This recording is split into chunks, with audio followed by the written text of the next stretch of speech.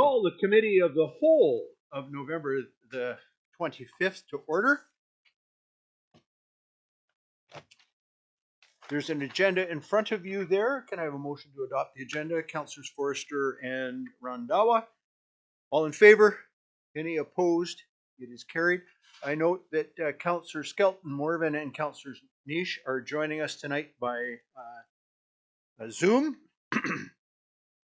All right, the very first item is a presentation from the Prince Rupert RCMT with regards to peace officers. And we have, oh, look who's here. Mr. Uppel, come on forward. I never know your rank anymore. What's your rank? Staff Sergeant. That's right, too. Staff Sergeant Uppel.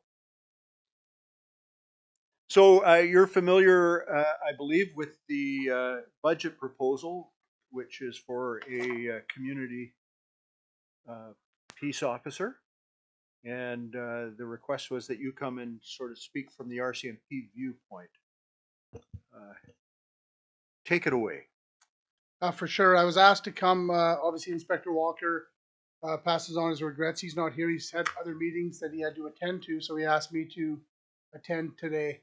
My understanding is that I didn't know about the actual budget proposal situation, and if you guys were looking for an additional safety officer, or is it a bylaw position that you guys were looking So at? it's a little bit of both. It's a shift in the role. Director DCM Director Miller, do you want to speak to it? Thank you, Mr. Mayor. It is an additional bylaw officer. However, we will be requesting at a later date the transition of the bylaw officers then to peace officers or community safety officers. Yeah. Does that make sense? Okay. Yeah. My understanding is that the bylaw officers are currently peace officers. Is that correct? Director Miller. Thank you.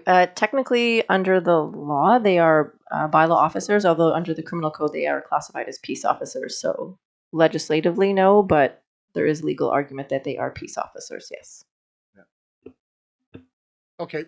So with regards to that, my understanding is I guess the reason I'm here today is to, give some kind of justification or clarification on what role the bylaw officers either currently are doing and how they can sort of enhance or support the role of the RCMP officers. Right.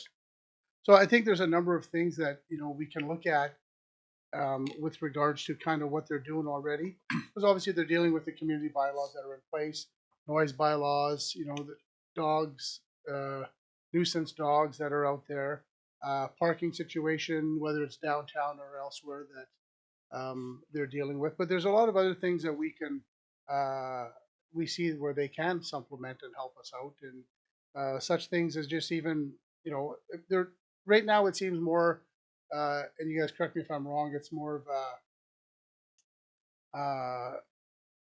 a complaint driven response versus a proactive enforcement. Right. So that's one thing we could see as a little bit more proactive stuff, foot patrols even downtown. I know Five Corners is a problem for all of us. Maybe some proactive foot patrols down there. Nothing wrong with them, dumping liquor out for people that are in the public drinking. We'll also look at an extension of that is just kind of, like I said, proactive work in the community, and this is nothing new to council, I'm sure, is, the unsightly properties. Excuse me, in town. And I'm not sure if that's a role that bylaw has currently, and that's something that they are doing. Vehicle being towed, I know that's an initiative that kind of is. I was talking to one of our officers, and he had mentioned that this is an initiative that the city has taken on with us, and we're currently working on it, where vehicles that are either unregistered and parked on the roadways are being impounded. So that is obviously something that can continue to be done, and it's definitely helping us.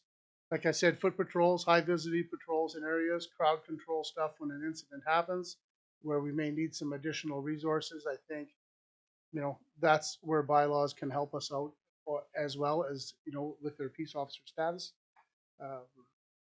We talked about vehicle inspections and just kind of doing, when the commercial vehicle inspection officers are in town. I mean, there's nothing wrong with assisting in that capacity because a lot of the vehicles that they're searching or inspecting are vehicles that are on the road that are unsafe for all community members, whether it's commercial trucks. I know with the new port road being built, there's not as many trucks in the downtown core anymore, but still, that's one thing. Taxis, I know that commercial vehicles play a role in inspecting to making sure all vehicles are safe, but I know with regards to taxis as well and the commercial vehicles that are on the road. So that's one aspect I think that they can definitely, bylaws can assist with them. So those are just some things that, what can take a little bit off of our plate. The foot patrols, a proactive response downtown, I think, is equally important, where they could, would assist the RCMP as well. Great. Any questions with regards to that, or? Council, any questions for Staff Sergeant Upple? Councillor Cunningham. So you're saying that they would start enforcing commercial vehicles? No, not enforcing it themselves, but they would be, when commercial vehicle is in town setting up road checks, they could be working with, working there with them and providing additional support. Not So- actually doing the inspections themselves. So what would their role be other than standing around? Well, they'd be basically working in partner with them to make sure they know the vehicles that are in town. They know the people, driving them, right? So it would help them in that capacity. That's one area where we would assist them, right? We assist the commercial vehicle inspectors when they come to town. That's just an additional role as peace officers that they can sort of look into to move forward. So you would still be doing it with the commercial Yeah, division? we still definitely work with them, but if Yeah. if the bylaws want to expand their role and do additional duties in town here, that's one area that they could look at. That's just Well- one thing. What we've heard is they're too busy to take care of what they're doing now, and they need an additional one to enforce the bylaws that aren't being enforced. So taking on additional duties is going to be just adding more to it. We started with one bylaw officer. They said he was too busy. They went to two. We gave them a staff member. Now they want a third bylaw officer. And we're wondering if we really need a third bylaw officer, especially with a tight budget. And, things like that, like already the budget's under a microscope, and this is just adding more money to it. No, for sure. And my understanding is whether an additional bylaw officer gets approved by council. I mean, that's obviously a decision that is, made in this room. I was just asked to, what sort of things can, I guess, bylaws take away from the RCMP? Not take away, but help us out so we can concentrate our efforts on, the more serious crimes.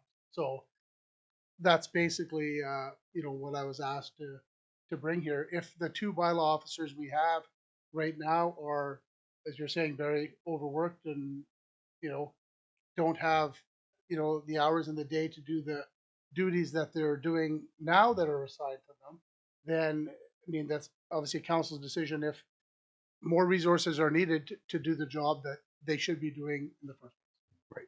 So how often do the bylaw officers call you for assistance now?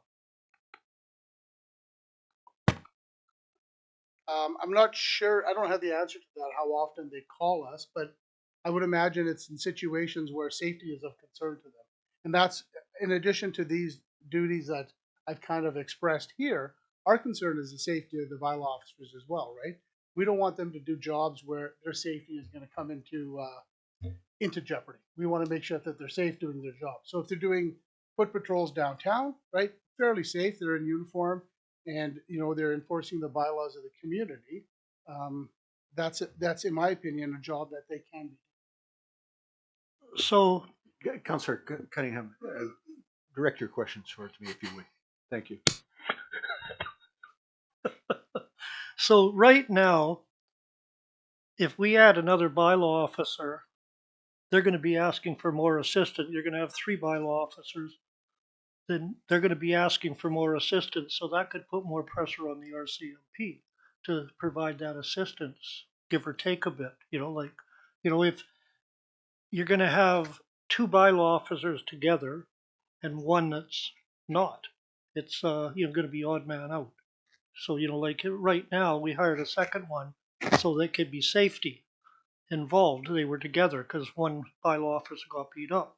So we hired a second one that was the main reason, to provide safety in situations. And now you're going to have a third one.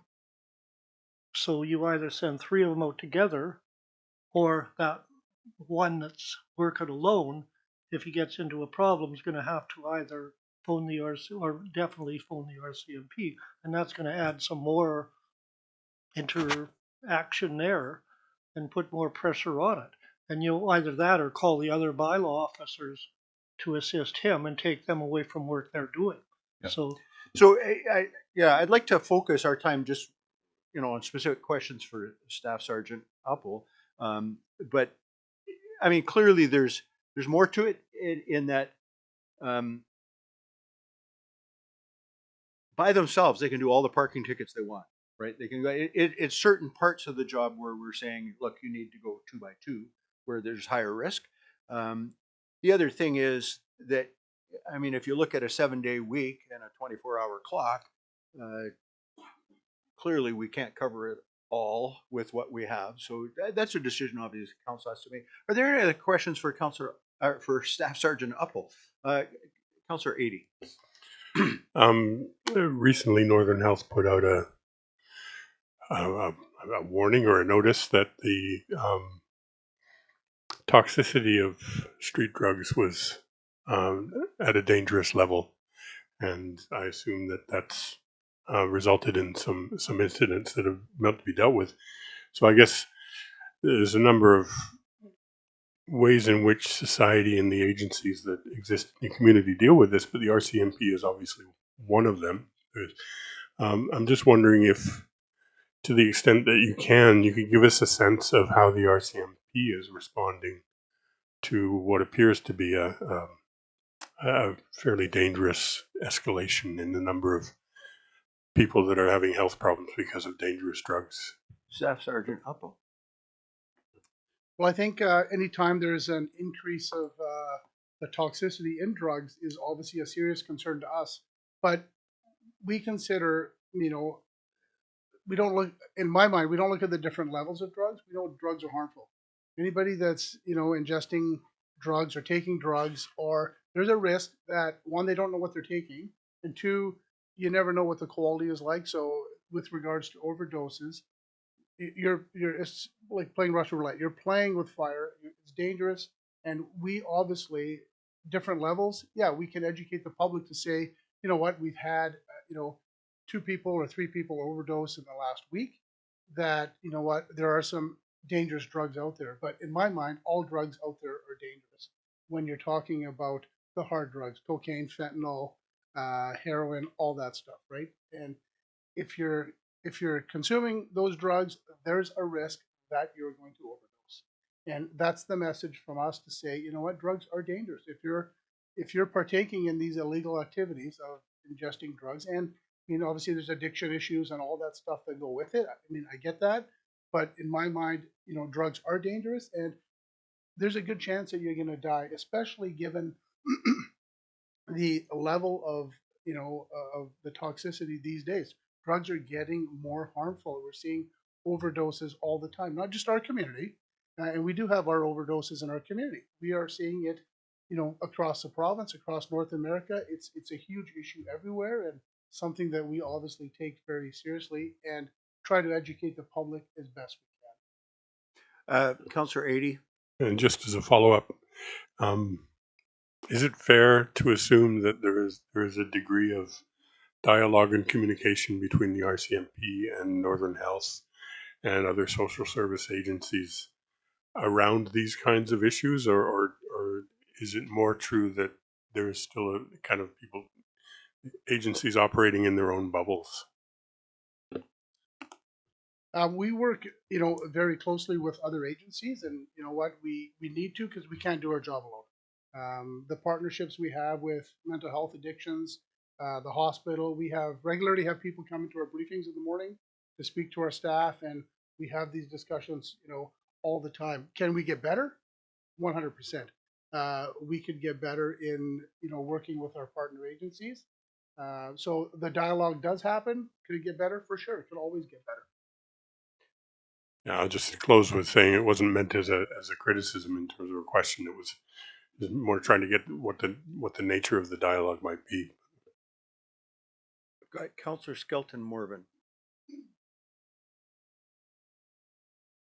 Thank you, Mr. Mayor, and thank you, Staff Sergeant, for the presentation of the clarification. I think some pieces I want to add, even just from a former background and former life that I've had, and holding peace officer status, being a former employee of the RCMP. I think officer safety, whether that's the RCMP, the Commercial Vehicle Safety Authority, or even our bylaw officers, the intention of this is to enhance their scope. It doesn't necessarily mean that these are duties, because I know the discussion around some of the members of council that there was a concern that they're going to have to do these things. That's not necessarily the case. I believe, if I'm not mistaken, the staff sergeant is speaking more towards kind of enhanced responsibilities, duties that are available as options to collaborate or to alleviate some of the resources that are allocated, because the cost of a new member of the RCMP is quite substantially higher than it is to bring in a community safety officer. This is a program that's been successful across the board in other municipalities, especially First Nations communities, where they're able to utilize these officers for proactive kind of community policing and safety models, where also that you have these capabilities of responding to low threat calls, so that, as the staff sergeant had mentioned, the members can then, focus on the heavier, more serious calls and there is quite a high volume of those in a town of our size. Looking at these pieces and how we can enhance our program delivery, but again, responding to kind of just the day-to-day stuff. There's a lot of times where we've got folks that are struggling with addictions, different things like that. They're in places of business. There are other things like that I think is not the greatest utilization of RCMP resources. I think there's some options where, even the prior presenter that we had regarding the community safety officer program, speaking towards where some of them will go in and check on the folks because they know them, they're experiencing these kind of interactions day to day. There's a proactive and kind of a low risk response, but also there's a de-escalated response kind of to that as well, because I think they would react differently to a community safety officer in some cases where people get really up in arms and defensive when the RCMP show up, and that's of no fault of the RCMPs, but again, the folks that are struggling on the streets, I think, having those day-to-day relationships where our community police officer, our community safety officers can enhance that commercial aspect that was mentioned, but also these community partnerships, which again falls into the RCMP's CAPRA model that I think the staff sergeant will probably, it's not fresh in my mind, but I mean, the staff sergeant wanted to elaborate on the CAPRA model and how that works with community partnerships. And I think there's a really strong way that our community safety officer program, enhancing our bylaw officers' training capacity, but also to be able to respond to those low risks so that we can alleviate some of our members. Because I know that, there's a staffing shortage across the country for RCMP, military, etc. And Prince Rupert is no stranger to that as well.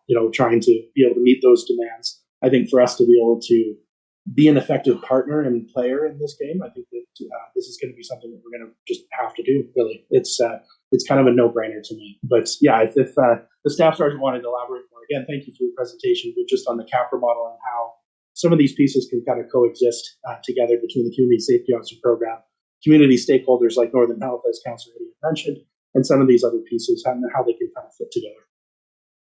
Thank you. DCM Pucci. Thank you, Mr. Mayor. I just wanted to add that with Councillor Eadie's comments, is that we can bring back Staff Sergeant Uppel again to talk more about that if that's something that Council wants more information on. I just don't think we might not have been prepared for that line of questioning, and just keeping into the vein of what we're here to discuss. Yep. Thank you. Perfect. Councillor Forster. Thank you, Mr. Mayor, and thank you, Staff Sergeant, for your presentation. Just a quick question. I'm not certain I've seen, do we have any community police officers, the ones that go into the schools and do that type of outreach? And I recognize that might not be something that you were specifically asked for today, but I, personal life, my dad is a retired RCMP officer. And I know that when he was working frontline, having those types of people was actually quite beneficial for doing a lot of the groundwork for positive community bylaw officers. So I'm just wondering, because what he used to tell me when I was little was having those people really did help lay some of the groundwork for success for community bylaw officers. So I'm just wondering if we have something like that already in our community that then could work together to start changing some of the dialogue and rhetoric around people in uniform. Does I- that sort of make sense? Yep. No, I believe Staff Sergeant Uppel has done his fair share of school presentations over the years, but you can speak to how you see it today. For sure. Thanks for the question. And I mean, yeah, I have. I was in the community policing position here myself for about 3 years, so I definitely know the value of it. And we have those conversations not daily, but quite often with Inspector Walker and myself on the value of having a dedicated community policing person. And that would enhance obviously a number of things, right? Would obviously work very closely with our partner agencies, not only with bylaws, with mental health, and a number of I guess a number of concerns or programs would fall under that person. Simple things as Halloween Fest, right? Like we coordinated that for 3 or 4 years while I was in the position. So it's very important. And right now we don't have a dedicated person in that community policing role, but we tasked our officers in the morning, every briefing. We say, okay, what schools are you guys going to? Not only for traffic enforcement, obviously in the schools, which is a concern from the public that we hear, but also, you know, pop into the schools, talk to the principal, and see what they need. Whether it's a pancake breakfast with the kids, or it's a presentation to the kids on, you know, internet safety. Those things are ongoing as we speak. But there's no one dedicated person. We're putting it back on everybody working in Prince Rupert to say community engagement and engagement in the schools is very important. Councillor Forster. Thank you. I appreciate that answer. I guess my thing, just from the information we've been provided, what I'm taking away is that having an additional person just means we're going to be able to do more of what we're already doing, maybe add a thing or two. But I haven't heard anything that makes me think that this is something desperately needed by the RCMP for them to be able to continue doing the work they need to. Yes, it will help, but when we're looking at a budget, is there any information I can be provided that would really make me understand that this is something necessary right now? Staff Sergeant Uppel, I'm going to preface that just with a little bit of, you mentioned Five Corners, and that piqued my interest. We also have, in recent years, much more problem in the downtown core with vandalism, graffiti, windows knocked out. Have you got thoughts on the intersection of specifically Councillor Forster's question, but how that might work? I'm thinking in the downtown core for supplementing what the RCMP is doing or able to do with the limited resources that you have. Yeah, sure. It's a problem that we try to address daily, right? We mentioned to the members, hey, listen, make sure we get out to Five Corners and do our patrols, because we know it's a problem, right? And people come to us and say, you know what, you guys got to do something with Five Corners, and that's just one area of town, but it's very prominent with what's going on there and the facilities that we have there. One thing to your question about, you know, what more, you know, you can see is, for us, it's, and Councillor Cunningham spoke about this a little bit, is the officer safety piece of 2 people working here and 1 person working here alone. What we would like to see is more coverage, in a sense that, you know, I'm not saying 24-hour bylaw officers working, but if right now it's straight days, we get a lot of calls, the noise bylaws and stuff, in the evenings. So what would that look like if another bylaw officer was hired? Would it be 1 person working during the day and 2 people working an afternoon shift, you know, I could see that's where it would enhance what bylaws is currently doing, because that's where the bigger problem is. And I'm not saying it's not up to me to decide which shifts they work or anything like that, but you know, just before I came here, I canvassed our members working tonight and said, I'm going to council to speak to them. What are your guys' concerns? And that's one thing they brought up, to say, you know what, working a little bit later or into the evenings at midnight, 1 o'clock, 2 o'clock, whatever, would help. So I don't know if that addresses that question about, you know, the advantage versus disadvantage. But again, it's officer safety in a sense that you have 2 people working during the day and 1 at night. It Right. becomes officer safety is a problem, Yeah. is a concern. Yeah. You're limited in what you can do with 2. 3 is still limiting. But it's, This isn't a new hand, just to jump in. Councillor Skelton Morgan. Thank you. I'm going to double down and kind of simplify what I've just said a couple times, and in our previous meeting, and in our previous meeting again. If you don't have the numbers, like if there's not enough overlap, you know, they have to spread the current bylaw officers around to have the coverage during the times that are needed to be covered, meaning that one or the other is by themselves at any given time, you know, in those hours that don't exactly overlap. If we don't have a third person for that, you know, that coverage is not there. There are people that are by themselves. You know, perhaps the RCMP is busy. It's always better to have 2 officers present when there's other things that are being responded to. I mean, it could be as simple as a bylaw complaint, or there could be a dip or drunk in a public place, as the acronym stands for, or intoxication.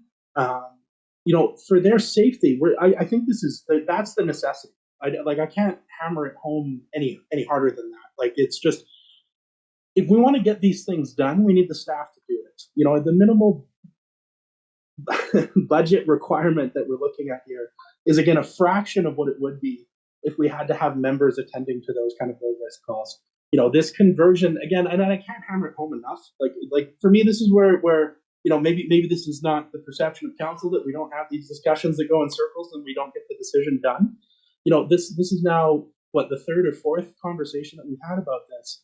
I think we have the context that we need, and I'm going to just really hammer home again: officer safety, staff safety. We've had bylaw officers that have been assaulted, you know, and knocked unconscious because they were by themselves, you know, and to prevent that is to have the second officer there. You know, that third piece of coverage, this isn't about more staff or how much it might cost us and everything else. There's a lot of legalities and even some employee safety requirements now looking, you know, to make these changes.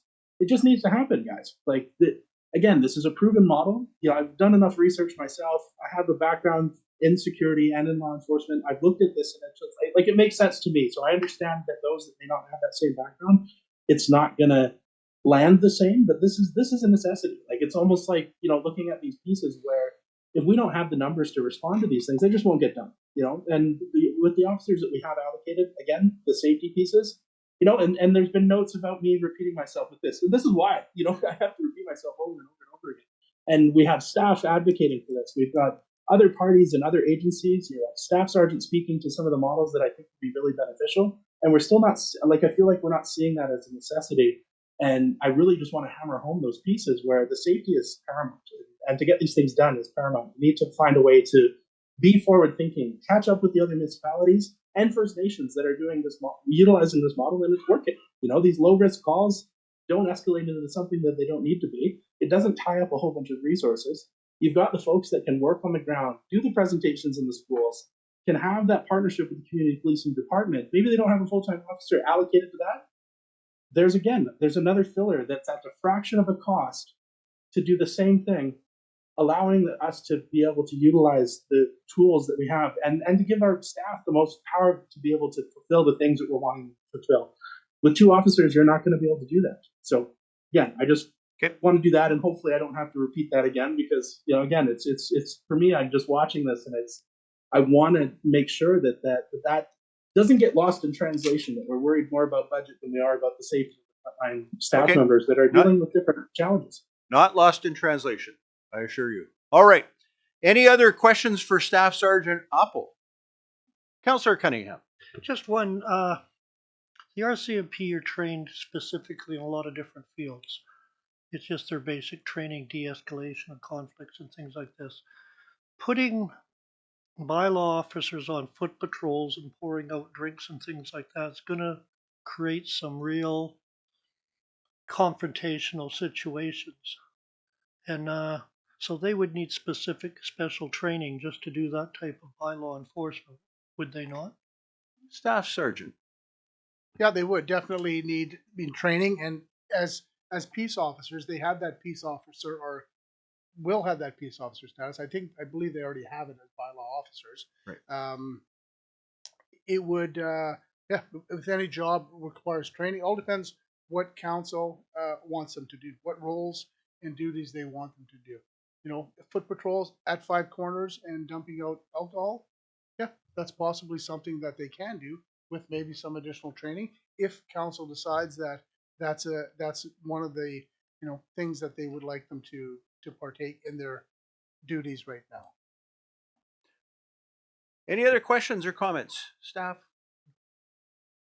All right, thank you, Staff Sergeant. Appreciate you Thank being you very here. much. Yeah.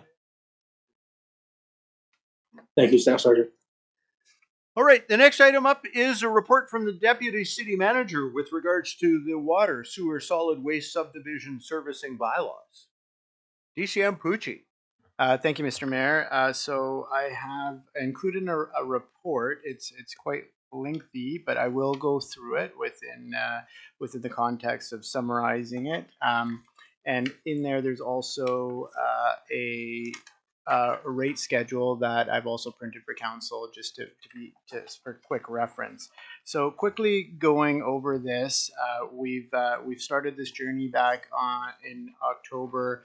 I think it was October 12th was the first time it was brought to council. We started with an option that was option 1, and option 1 was a smooth rate increase, and that smooth rate increase was for water was 6% annually, and with an 18% final. The sewer was an 18% annually. The solid waste was solid waste was a 6%, and there is no increases or any fees associated with the subdivision and servicing bylaws. So after that, we also noted in there that there was fee increases, and staff took back from that first blush at those bylaws that we needed a second option. The second option was brought forward at the sort of lowest possible rate increase that could be done. But after that, there would be some extreme increases. So that would have been a 2% in water in 2025, a sewer 2% in 2025. There would still be a 6% in solid waste. But with that, we looked at the fees, as that was a discussion with council of finding a middle ground. And some of those fees that were discussed were water service fees to be held at $4,500, sewer and storm fees to be increased and held at $4,500, and some small other fees that were reduced and to be held. We also reduced the liquid waste tipping fee down to $80 per ton, revised some language, and inserted some language around combined loads, and found out a way to take in combined loads as long as that there was a declaration of responsibility associated with that. We were then asked to consider some other options. So option 3 is brought forward now for new consideration, and an option 4. So option 3 considers council's request to have one where the housing service was put against the bylaws. The borrowing, and that would be $9.5 million. However, I will be having a discussion after about the housing service being removed from the budget and the reasons why behind that. But again, the money is still there; it's not spent, so it's sitting there, so it can be applied to reduce the borrowing. So the water utility increase would be 4.5 in 25 and 26, followed by a 5 and a 6, and then the sewer utility would be a 4.5 in 2025, followed by a 5, followed by a 43, and then a 9. All of the other options associated with the language and the holding of other fees are held in option 3 and option 4. So this is the 4,500 for water, storm, and service connection fees. Option 4 has come forward with the same with not reducing due to borrowing, but having the lowest possible rate for 2025 and backloading a lot of the costs later on. So option 4 has a water utility rate increase of 5% in 25 and 26, followed by a 5 and a 6. Option 4 for sewer has an increase of 5% in 2025, 2026, followed by a 92, then followed by a negative 8.2. And this is because there is a deficit in 2026 that would require revenue anticipation borrowing bylaw to correct the deficit in 2026. So that is definitely unfavorable for the community. The other notable changes in fees are the same, which is option 2, which is the water, storm, and sewer service fees held at 4,500 and other items. So as I discussed, the housing service has been removed from the 2025 budget at this time. It will be held at this time in the city's and legacy's coffers for infrastructure. And this may be able to reduce borrowing, or it can be used to match other funds like Second Avenue Rehabilitation or Third Avenue Extension, or other projects that the city may want to use to reduce borrowing. The idea is that we have about $500 million worth of infrastructure deficit that we need to fund. We have a borrowing bylaw that has already been contemplated and approved in sewer, and we will need to borrow more money in the future. So this money is not spent. It is there. It's used for infrastructure. Just to remind council of what the money was put together as, it was fees associated with some tipping at Watson Island, which still haven't been fully experienced, a legacy dividend of approximately $3 million, which needs to go towards, which needs to be approved by the Legacy Board of Directors in order to be used, and then a $4 million grant from the province of British Columbia that needs to be used for infrastructure. All of this can be used to reduce borrowing by paying invoices associated with infrastructure projects, including sewer. However, we know that we have an infrastructure deficit that we need to fund. And with the borrowing already approved in sewer, the recommendation of staff for sewer is to approve option 1, which is the original smoothed option at 18% for the next 4 years. As I put in my report, there's no palatable way to manage this increase unless the city takes in some new revenues. So staff's recommendation is to approach it this way at the best of the worst case scenario and continue to work on reducing as much borrowing as possible. And we can review these annually and try and walk back rates as best we can annually. But at this time, we believe that making sure that we've put in place the right rates to protect us is the best option for sewer. And the option for water that we are recommending is option 3, which is a 4.5% increase for 2025, 2026, followed by a 5 and a 6.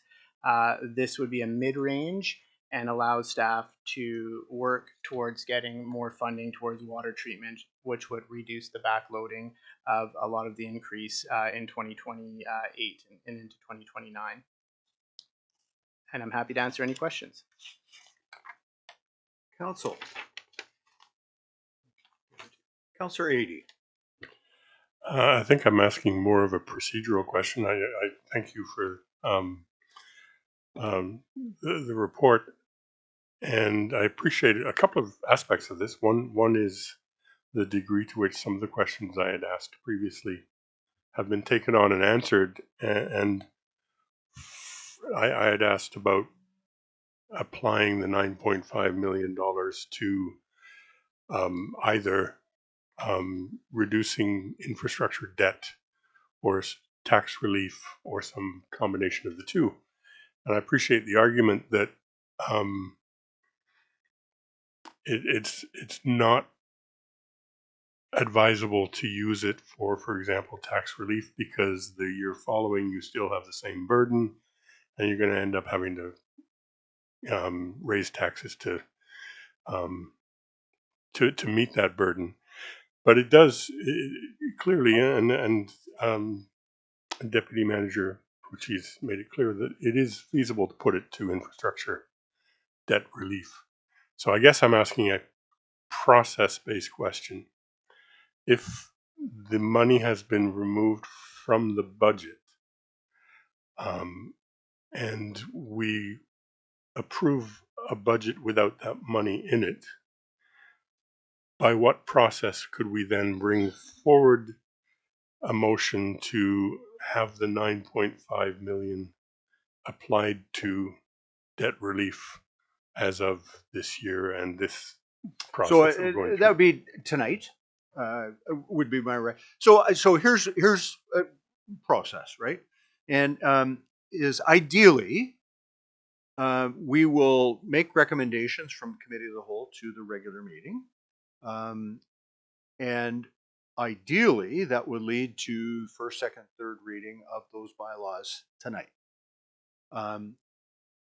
If council and I appreciate, so this is probably the most complicated utility slash tax package that I've dealt with in my time in office.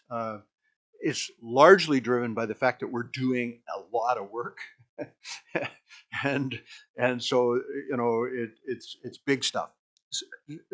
So the reason I say that is if council can't quite wrestle tonight to its final answer, it is possible still to go to the next meeting and have a special meeting and still have the bylaws done. So I don't want anybody to feel like it's a gun to their head at this point in time. Okay, I don't want you to feel that pressure. But the ideal would be, having thought it through, that we make whatever proposals we think might fly with the rest of the group, that we wrestle that through in the committee of the whole, that emerges some kind of recommendation to the regular council meeting. Councillor Eadie. I guess what I want to avoid is the ability to do that if tonight we pass a budget without that amount in it. I want to make sure we don't do that. So it's there. It is the simple answer. What staff are saying is, out of their budget, they're pulling it back. They're because the intent was always in the housing service, whether one supported it or not, was that would eventually be infrastructure money. It wouldn't disappear. It would go into housing and out, and then be back into infrastructure. And staff, I know from the conversations with staff, and DCM Pucci mentioned some of it this evening, there is a wall of needs coming at us quite quickly.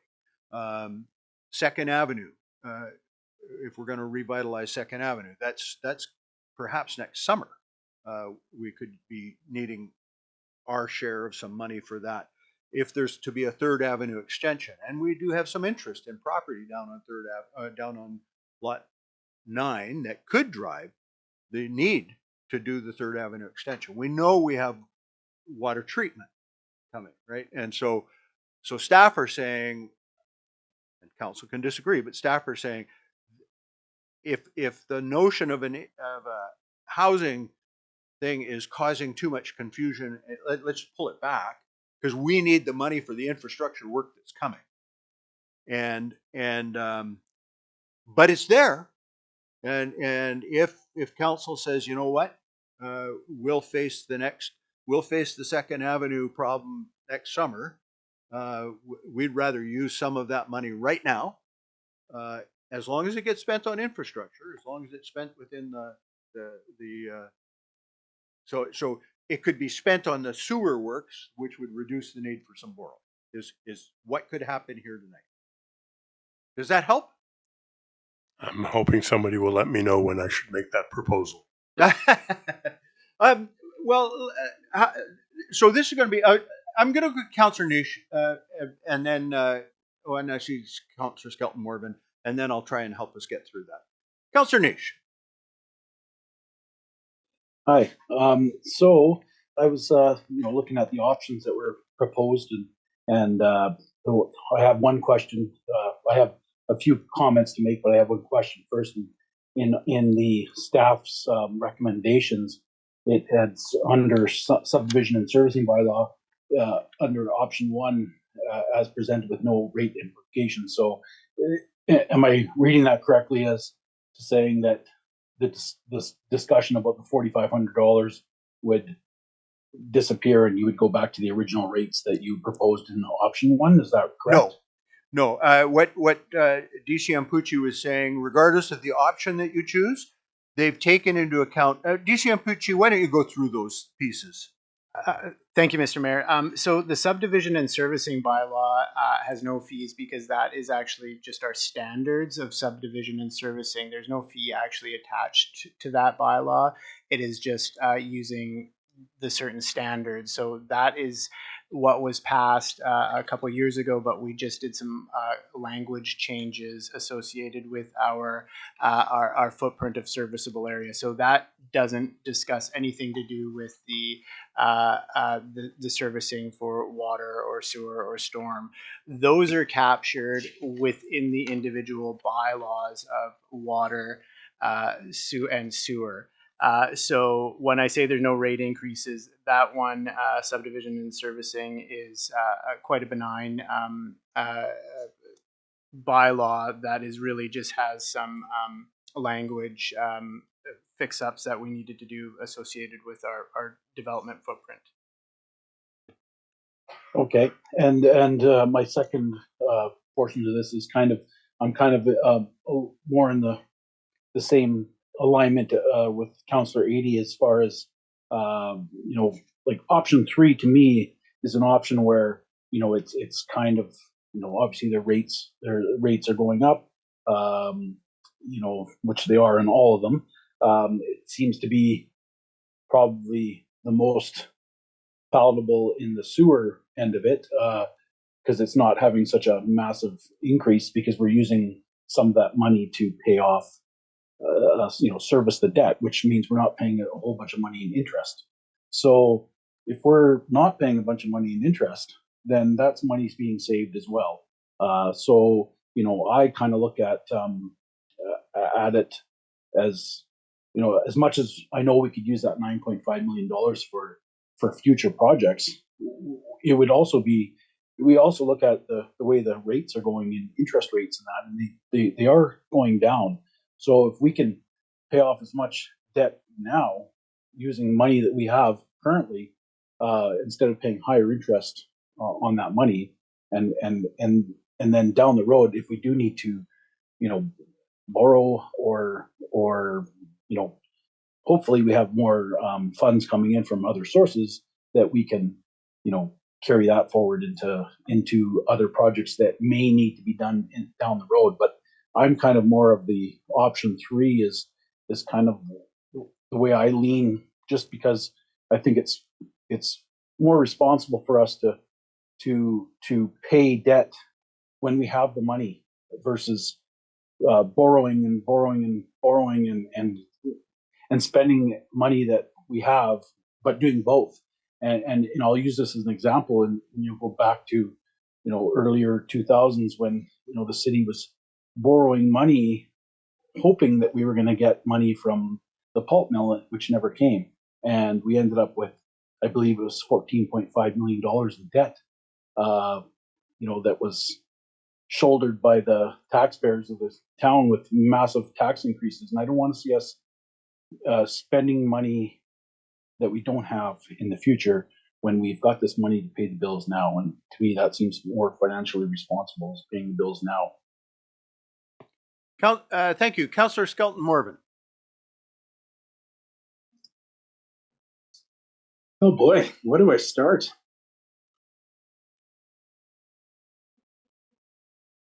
I think with I worry that squandering this money is going to bite us in the ass, for lack of a better word. And I'm sorry if that's unprofessional. You know, looking at these pieces, we've done everything we could to try to attract the housing, except for spending capital on building new subdivisions and de-risking the land for investors, which, to my understanding, going into all of this, and even with the vast majority of council have been on the team that set that 5-year course in the first place.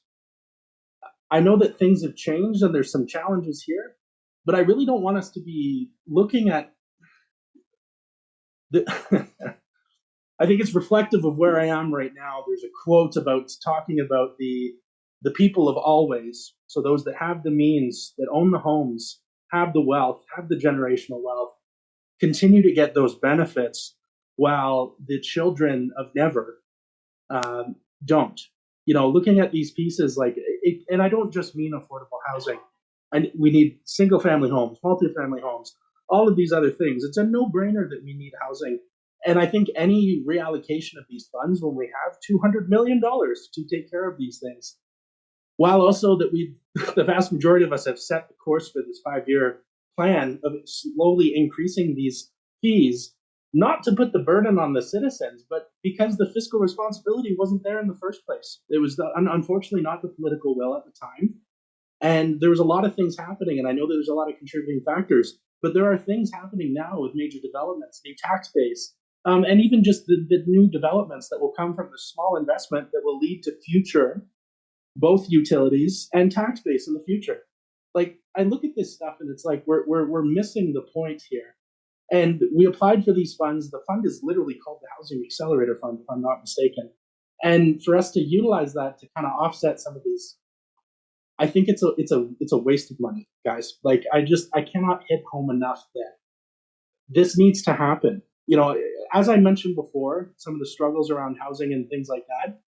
I come from where I come from, and I represent a good chunk of this community. I know we all do collectively, but when it comes down to Indigenous peoples, you know, like 48% of our community, Indigenous, non-Indigenous alike, the children are in poverty. We don't have affordable places to live.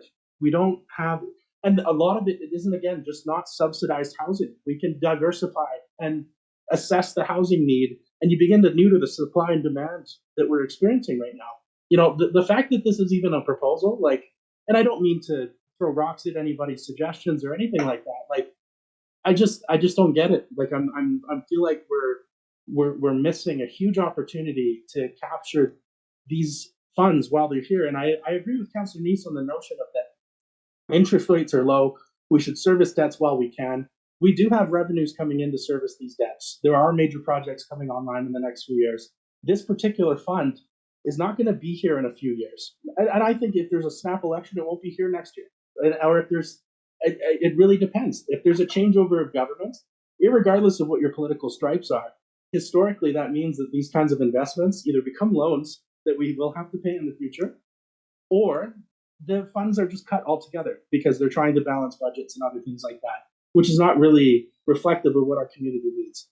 And, you know, again, I don't mean to get uppity about this, but this is personal for me, because there were decisions that were made back when I was a kid to be able to build those kinds of housing units and other things that were available for someone that had a single parent. You know, my mom with a brain injury, struggling with mental health issues and things like that, who raised my brother and I on her own, and with my grandmother as well.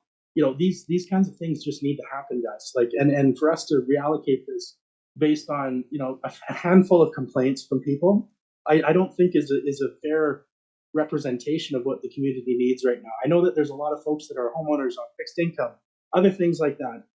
But if we don't build this housing with the Housing Accelerator Fund as intended, with the other funds that we've allocated to try to de-risk the land and make this happen, not to say that any of these options are not, you know, assessing some and then the other. I think any dollar we take from this is going to be a mistake to offset costs, because this is the same mentality that got us into this problem collectively as a community in the first place. So just to add those pieces, but I think I'll close off with just that thought that, you know, there's a good chunk of folks. I mean, whether we stop and do a 3-year research project, whether or not there's a need for housing, the data's there. I don't know how many different groups have done housing assessments saying that we need it desperately. And the only thing that with Rupert, we have Muscat, we have rock, we have other issues that make it hard and almost impossible to develop. But if we de-risk the land with that $9.5 million, create new subdivisions, new opportunities, I think you build it and they will come. And I have a strong gut feeling about this. And I, again, am personally invested because I look at the folks that reach out to me on a constant daily. When is the city going to do these things? Where is the housing? Who's building? You know, I'm trying to find a place to live. I'm supporting a mother or a grandmother or a grandparent or somebody, an uncle that's had a stroke and can't move and is in a wheelchair. And we need to find affordable housing because, you know, that caregiver is now taking time off of work and they don't have the time to stop and sit in council meetings and complain and, you know, and to voice their needs like many of the others that have the means to come in and complain every single time we have a council meeting. You know, I think for capturing those voices, making sure that they're heard is going to be a really big part of this. And I really want to make sure that we leave a legacy as reflective of the entire community and not just, you know, the people of always versus the children of never. So thank you. Okay, DCM Pucci. Thank you, Mr. Mayor. I just wanted to go over one more time the collection of money that makes up the 9.5 million. I think it's an important piece. So one thing I should start off with that I don't think I said is that there currently isn't a proposal that we have for council's consideration at this time. So there isn't one to present to put against the 9.5.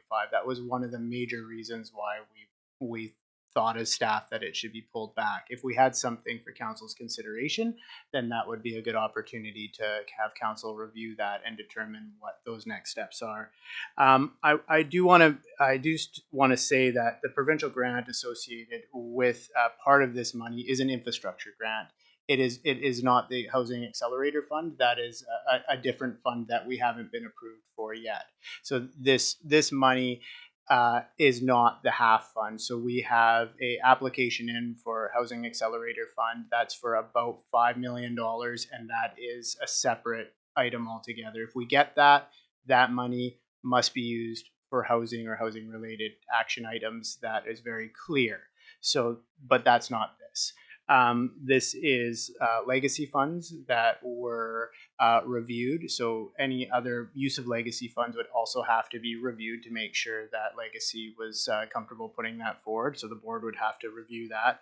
But the provincial grant wasn't the Housing Accelerator Fund. And then the other portion of that were the tipping fees that weren't experienced fully yet, but they're in GR and general revenue. So that is the collection of the money. So I just wanted to make sure that was clear and that the money is still here. And again, it will go against infrastructure. It has to go against infrastructure, and that it will go against borrowing, whether it goes against sewer borrowing or other borrowing associated with infrastructure. Again, we have a large debt that infrastructure deficit that we need to service. Thank you. Councillor Cunningham. Okay, well, in response to some of Councillor Reid Skelton Morven's comments, the housing that is started or being started is all non-market, low-cost housing. That's the only housing we've got planned except for one project on 9th West, where we've dictated that they have to put 20% of the project into non-housing. So more money has gone into non-market housing than any other. You know, and in response to your question, you know, a lot of these people, you're saying that the youth can't take holidays. Well, you know, the seniors can. The seniors are sitting on an asset that's valuable, but they don't have the money to pay for it half the time. I see more. There's a wedding going on in Mexico right now. There's no seniors at it. It's all young people. You know, so I'm sorry, I can't afford to go. You know, like the seniors and a lot of these people with these houses that are paid for are, you know, I've said it before, affordable housing is one thing, but people can't afford to live in the houses they have now with what the rates are doing going up. And these are seniors, like your grandmother and other people, that are now stuck on a low income, lower than some of the people that you're talking about. And these are as vulnerable or more vulnerable. You know, they don't have the choice to go out and work anymore. They're too old, most of them. and they're sitting on a valuable asset, but it's costing them money to sit on that asset, and they can't even do anything with it. And as far as housing goes, if market housing, if the private industry doesn't want to build it, I don't see why a government should be investing money in it when we can put it in other places that are going to benefit the whole spectrum of people, not just the vulnerable, but everyone. And if we, my only concern is, and I think Director Pucci's answered it, is using RBA funds to pay down the debt because it's paying down the debt on infrastructure. So I think it's okay to do it. But No. And you're close, but let's get this really, really clear. Can't be used to pay down debt. Can be used to do work that the debt would have paid for. Okay, so close to the same thing, but I don't want our words to be picked up by government levels that we're using RBA money to, like, I just want to be really, Yeah. really clear. well, Okay. that's one So thing.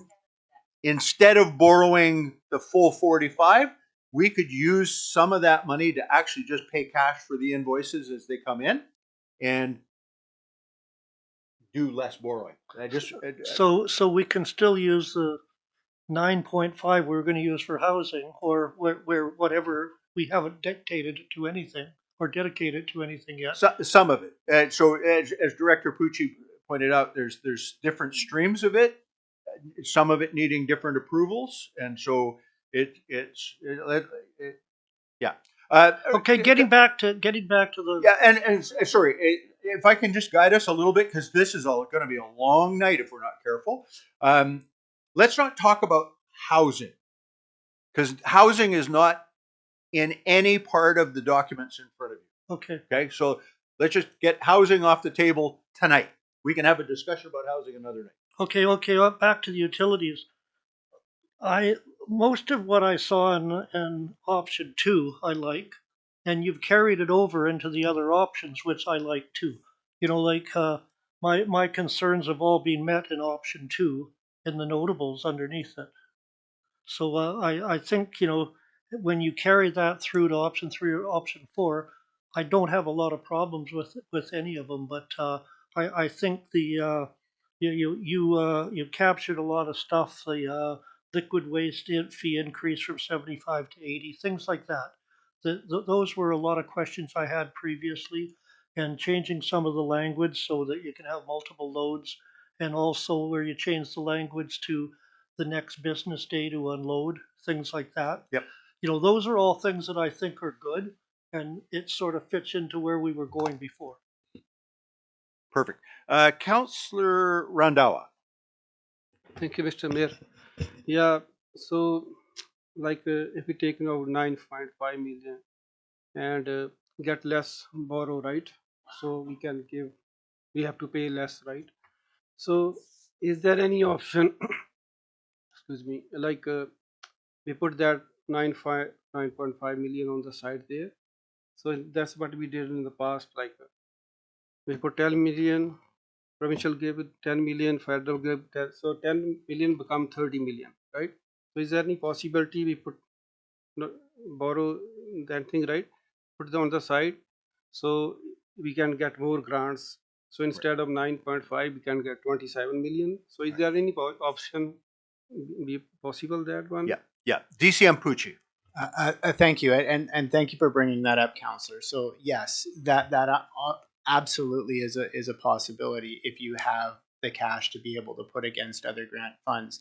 And I do have to say that the 4 million in the Growing Communities Fund, I believe is the name of that grant, has been attested to using as part of matching funds. So if we do take that and put it against other items, then we would have to replace that as well. So if it's used within the context of the DMAF borrowing, then we're fine. If it's used through, if a Second Avenue renewal is done or something like that, it could, again, sewer would count towards that.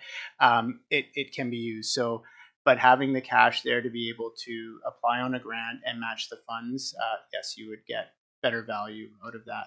The other, while I just have the mic for a second, just to comment on Councillor Cunningham, is that what the way that we have this set up is that the option 2 language is now is the language that we're recommending going with. That staff are fine with the changes associated with some of those fees in the combined loads. So when we look at bringing a resolution forward for the bylaws, all we would like to know is what rate profile that that council is wishing 1, 2, 3, 4. So the front end will be the same as with the additions that we discussed. It would just be the rate sheet that would be on the back.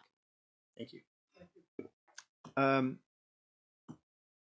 Councillor Niche.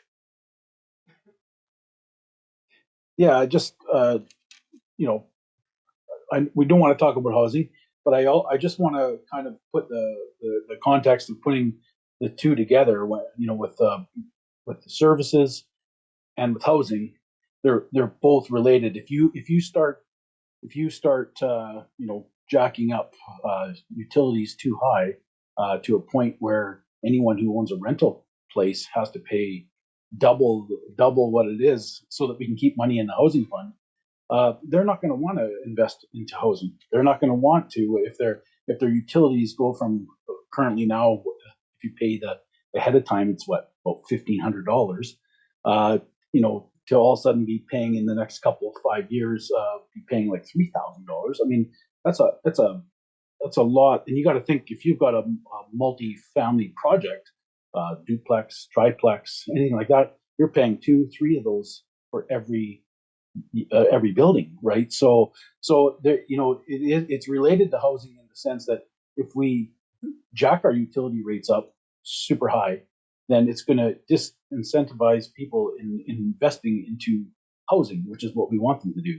So that's where I don't agree with Councillor Skelton Morvan in the sense that the housing part of it, like we have to think about who's here now, who's got the houses now, who's already providing rental housing for people, and if you're starting to increase fees by double, it's going to have a big impact on people wanting to invest or people wanting to keep their investments, and providing housing for people that you're wanting. The other part to this is that I don't have the number in front of me, but I'm sure Ms. Bauman could confirm this. When we borrow, I think it was for every $1 million, it's going to cost us $950,000 in interest over the period of the long-term loan. So if we pay off $5 million in debt servicing now rather than borrowing, we're saving ourselves almost $5 million if that number is correct. So that's a big part of it too. I mean, if we pay off some debt now, we're not paying all that interest, and I think that's a key piece to it all. I mean, as much as I'd love to see housing built, because it's something I do and I believe in, but I also have to take into factor what our community is currently, the situation they're in, and we already are one of the highest utilities around, if not the highest, and to throw massive increases on top of it just to keep some money in the housing fund, I have to be against it. Councillor Skelton Morvan. Thank you, Mr. Mayor. I think it's great that there have been some clarifications made, because some of the discussions prior was around the Housing Accelerator Fund. To echo kind of what Councillor Niche was saying, as well as Councillor Randhawa, about leveraging some of these funds to be able to make these investments for other grants, different things like that. That's something I would be in favor of, and obviously it's basic economics. If you increase the fees, obviously that it'll trickle down to the renter and everything else. That's a pretty commonplace understanding. So that's not the issue there. And again, I'll repeat myself again that it is not solely about social housing. Like, addressing the housing need is a multifaceted approach. And I know that the discussion right now is about infrastructure. I think the pieces that would be optimum, if there's a balance of both, there's a few options on the table here. to not just solely put that towards debt, or if we need to balance some with matching with future grants. I know that's not completely on the table right now, and there isn't like an official proposal.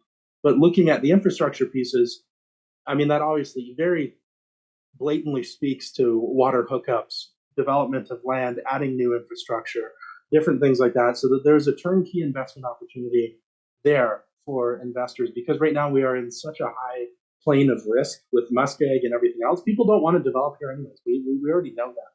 You know, this is the piece that we haven't tried yet. And I think, you know, upon successful upon us being successful securing the Housing Accelerator Fund, pairing it with some of these infrastructure funds so that we can match some of that need of de-risking the land, adding new municipal water lines and hookups into these subdivisions that we're hoping to build, that I hope we are still hoping to build. Again, I am one vote. But looking at these pieces is trying to balance that. And I also agree with the notion that, yeah, we shouldn't be looking at doubling our utility fees, you know, at the cost of the everyday person, because, you know, not only does that affect landlords, that affects renters. So that's a pretty fair assessment. And I appreciate Director Pucci's or DCM Pucci's clarification that this is not the Housing Accelerator Fund, because that was my concern, because that was a prior discussion item. But if there's a way to balance this, I'm not sure. Again, not sure what's on the table right now of what we're really kind of discussing if that money is not there.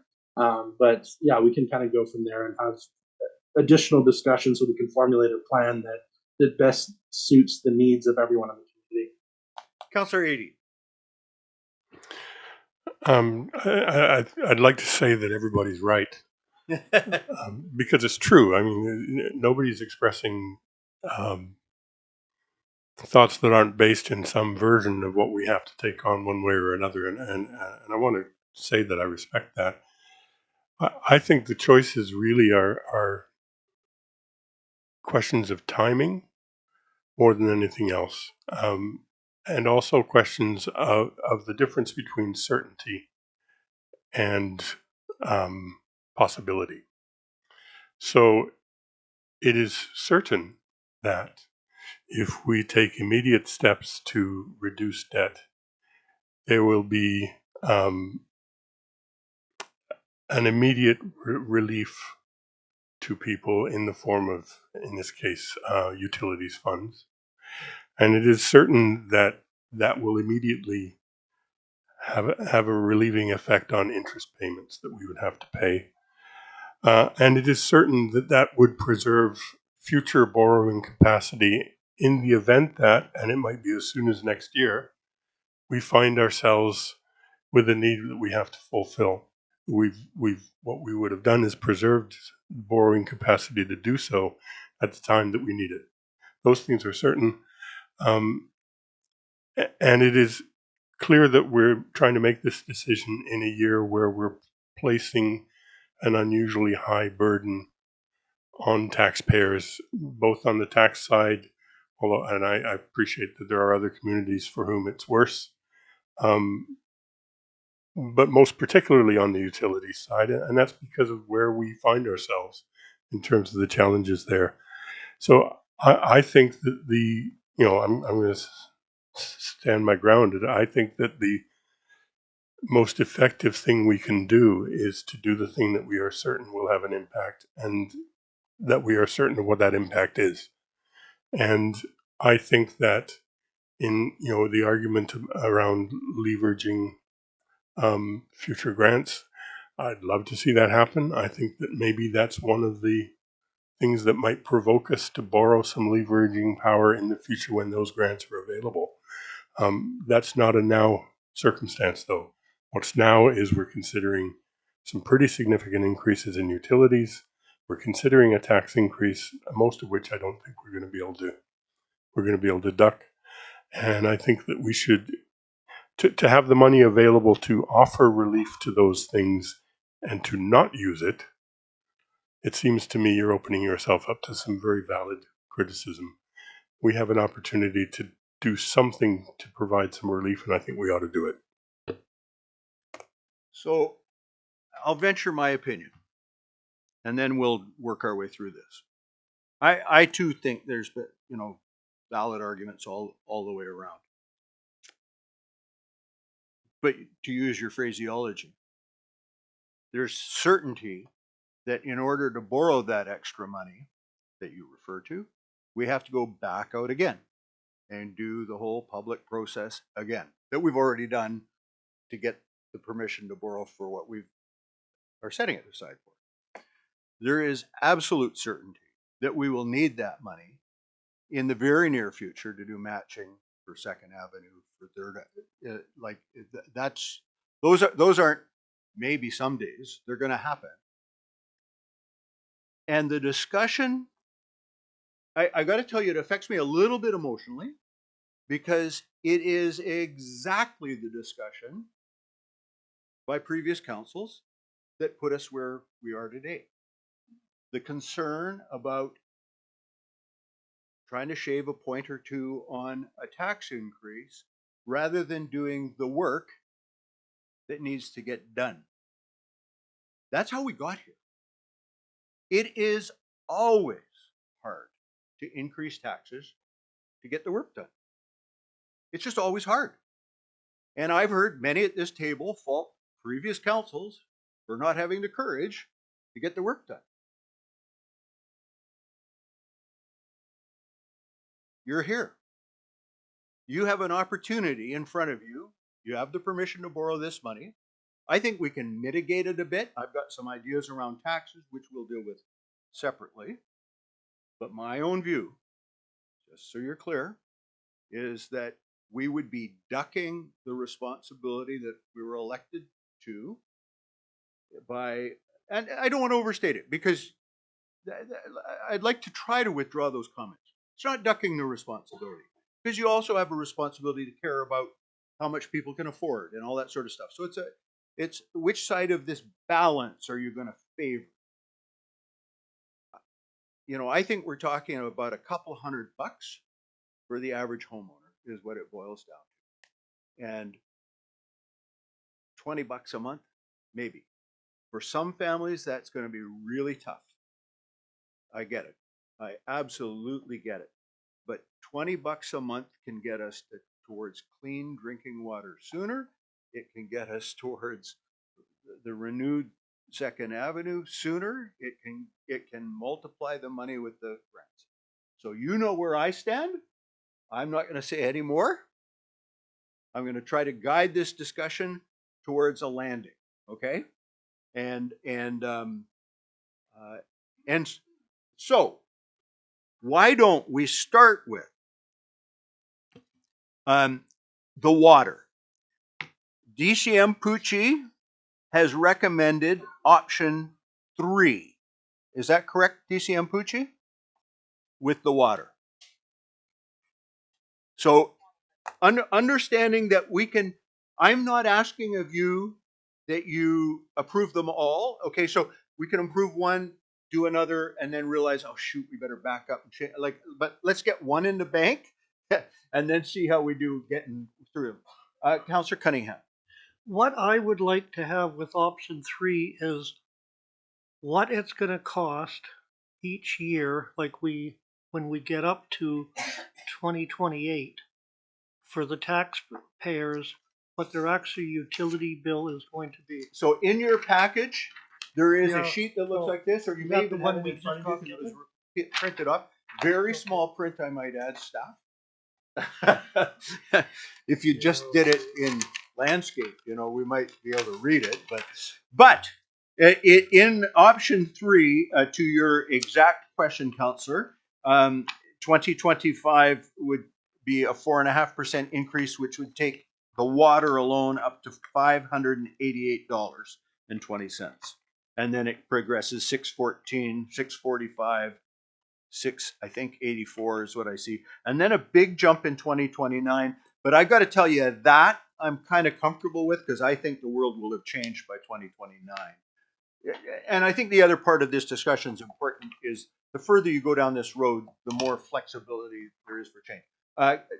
Director Bauman.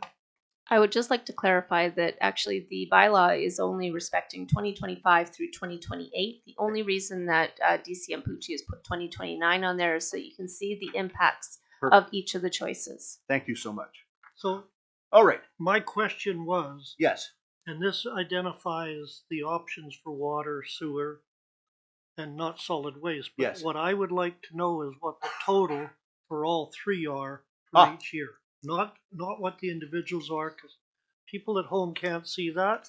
They'd like to hear what they're going to be paying in utilities, and then they can deduct the 10% if they Right. pay it in time. That's all. Okay. Because we've just got individuals Thank you. here. Yeah, I appreciate it. That was my question. Director Bum. I just wanted to say that we can't actually give you a calculation unless we know which options you're choosing, Yeah. so that we can provide a full summary for you. So let's go through them. Let's see where we land together. We can even call it a first run if you want, and then we can do some of those totals that you're describing. Okay. So on water, you were going to make a motion. Option 3. We've got option 3 moved on water. Is there a seconder? Councillor Skelton Morgan is a seconder. Any discussion on option 3 for water? Yep. Again, I'm fine with option 3 because it includes all the notables for all. Correct. Correct. All so all of yes. So and those most apply to the the hookup fees and all that sort of yes, absolutely true. Yes. And just for clarity, no matter which option we choose tonight, those are woven in. Those other objections and concerns that council had, they're woven into every option. Okay, so you don't have to double check or triple check. We're talking now is specifically the fee that will be charged for the residential rate. Any further discussion? Yeah, it is very small. Councillor Adey. Just a question. The actual voting on the bylaw itself is not until the regular meeting. Correct. So what we're voting is which version are we going to bring forward to Correct. that? Okay. Correct. And as I say, we may get through this and you want to back up and change this vote. I'm okay with that. But let's get one vote under the belt. Okay. All in favor? Any opposed? Carried unanimously. The solid waste one, I'm avoiding sewer for a moment. The solid waste one, which is not in front of you, is the option that's DCM Pucci. Sorry, thank you, Mr. Mayor. So solid waste includes all of the notables that we had discussed around combined loads, the lower rate associated with liquid waste. We corrected I think there was the bin service that we corrected. I found the rates from the last meeting. So the 6% increase across the board goes 2025 is 571.37. 2026 is 605.59, 2027 641.93, and 2028 680.45. That would be a 6% increase annually over the next 4 years. So that is the rate, and that is a rate to keep us operating. Okay, so 6% across the board on that run. Councillor Cunningham. So there was the fee of was it $400 and some odd dollars for dumping solid wastes on Saturday or when the dump wasn't open, correct? Director Pucci.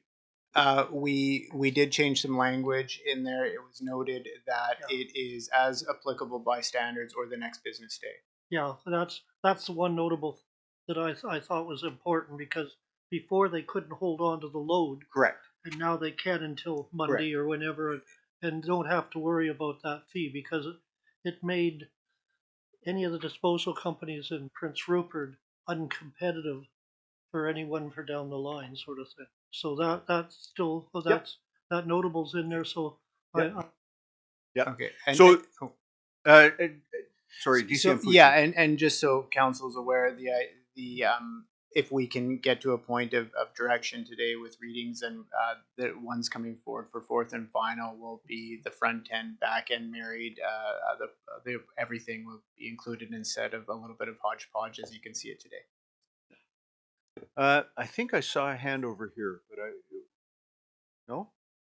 Okay, so what I would entertain is a motion, which is the recommendation by DCM Pucci, which is to go with the original proposal with the language change, but the fee schedule at 6% across the board. Can I have a motion to that effect? Councillor Adey, is there a seconder? Councillor Forster, any discussion? So which one this option, like option? It's not on the sheet. It's in the actual bylaw. If you go through to the bylaw, you'll see it's 6% each year. Yeah. Is there anything I can do for you, Councillor? Did you want to see something? Yep. Yeah. All in favor? Any opposed? That's carried. All right. So now the one that will test our mettle tonight, which is the sewer bylaw. It is the recommendation of DCM Pucci that we go with. Remind me. Option 1, I think. Correct, Mayor. Option 1, the original smooth option, in order to ensure that we've had the correct amount there, and then obviously have staff try to reduce it as much as possible over time. I just would like to add that the other low-hanging fruit one could be the subdivision and servicing bylaw that we need to pass as well. Sorry? The other bylaw that we would need to pass tonight to move forward is the subdivision and servicing Yes. bylaw. If you wanted to do that one before the sewer. No, well, let's get this one. Okay. I think so now. So Director Pucci's recommendation is, or DCM Pucci's recommendation is option 3. I know that. Oh, sorry, option 1. I know that there's interest in option 3. Councillor Adey, do you want to test the waters? How about splitting the difference and kind of the best of both worlds, because it really sounds like everyone's kind of, everyone wants a little bit of everything, and how about we split the difference and say half of it we pay down the debt and the other half we put towards the fees or the increases, and that would be a motion I would be willing to put forward. So is that a motion? Yes. Is there a seconder to that motion, as loose as it is? I think you all get the intent. It just gives us a little bit of being, responsible. So what Councillor Niche is proposing is, we can get to a number, but if the total was 9.5, then let's make it really simple. That 5 goes one way and 4.5 goes the other. You'll second that. Okay. Councillor Adey, you had. So my question is, I understand the portion of that goes towards debt. What is the intention for the other? Basically it would remain with staff. So because you've got the different pots, right? You've got. Help me out. The growing community fund was for something. Go ahead, DCM Pucci. Thank you, Mr. Mayor. So the just over $4 million is part of the growing communities funds that needs to be used for infrastructure that we've attested to use as part of our matching funds already with the DMAF funding. $3 million is associated with legacy that would need to have board approval moving forward, and then the remainder is fees that would be in GR. That is not fully experienced yet, but we will be experiencing that shortly in full. So we can take that away and come up with another scenario for council. So can I just let's for simplicity's sake, let's talk about the growing communities fund. That money, it's a little over $4 million. Councillor Niche, you override me at any point, but what I'm going to suggest is for ease, in sort of the spirit of your motion, we take that money and use it for the infrastructure work that will reduce the borrowing requirement in the sewer, if that's acceptable, and that the other monies, legacy, fees still to come from dumping and everything, that will be dealt with by legacy and brought forward to council for a recommendation in its time. That would be fine with me. I just feel that. And it the kind of, seconder is nodding. Yeah. Okay. So is that clear, Councillor Adey? Did I answer? Yeah. Okay. Go ahead. So a couple of questions. I would like to think that, well, there's a couple of things. I'll start with this one. I feel like the more ambitious motion would have been to deal with the entire 9.5 first. And I understand the order that we're in. And the reason I say that is that if that was to be defeated, then it would make sense to arrive at the middle ground position, which is the subject of this motion. And I think that it would be my preference to have the 9.5, the more ambitious one, tested first. I don't know if we can do that now in the current order of things, or whether we need to defeat it and come back to it and so on. So that's my one thought. Yep. My other thought is in terms of the timing of the direction of the remaining funds, the funds that we would not be, so the legacy funds. Yep. I would want that to be applied to our current needs rather than, waiting till next year or a different budget. I think that money has been, presented to us as usable in this year's circumstance, and I think that it should be used in this year's circumstance. In 2025. Yeah, the budget we're considering. Yeah. So, to your first point, luck of the draw, Councillor Niche just beat you, and unless the mover and the seconder are prepared to withdraw the motion. So, point of clarification. Yes. Could we not discuss whether or not we could pass the middle ground one and then do a subsequent motion to do a higher amount? Yeah, absolutely. Like we don't have to defeat it. Yeah, and then go higher and then come absolutely. Back forward. Fair enough. Yeah, fair enough. It's a fine question. Okay, so proceed. We have. Let me turn first of all to our Director of Corporate and Legislative Affairs. Have we got the motion? Okay, good. I do see your hand, Councillor, but I'm going to first of all, Councillor Niche, Councillor Skelton-Morven, Councillor Randhawa, in that order. Councillor Niche. Yeah, I mean, my reasoning behind proposing it this way is listening to the room and the going all in can potentially hurt us, because we weren't really going to spend that $9.5 million next year. I mean, that was just potentially if a housing proposal came forward. So it wasn't like we had that $9.5 million spent. So looking at it the way the room has kind of been talking about it and listening to staff, and the staff is saying potentially this is there is a chance that we may need some money for future infrastructure projects, whether it's Third Avenue, Second Avenue, whatever it may be. It just kind of gives us a little bit of leeway to next year if they come forward to us and say, hey, we need this for this project, then we have it there to use and not to tie us down. But it does give us just a little bit of relief on those utilities, because the sewer is the one that's really kind of hurting us the most with all this borrowing.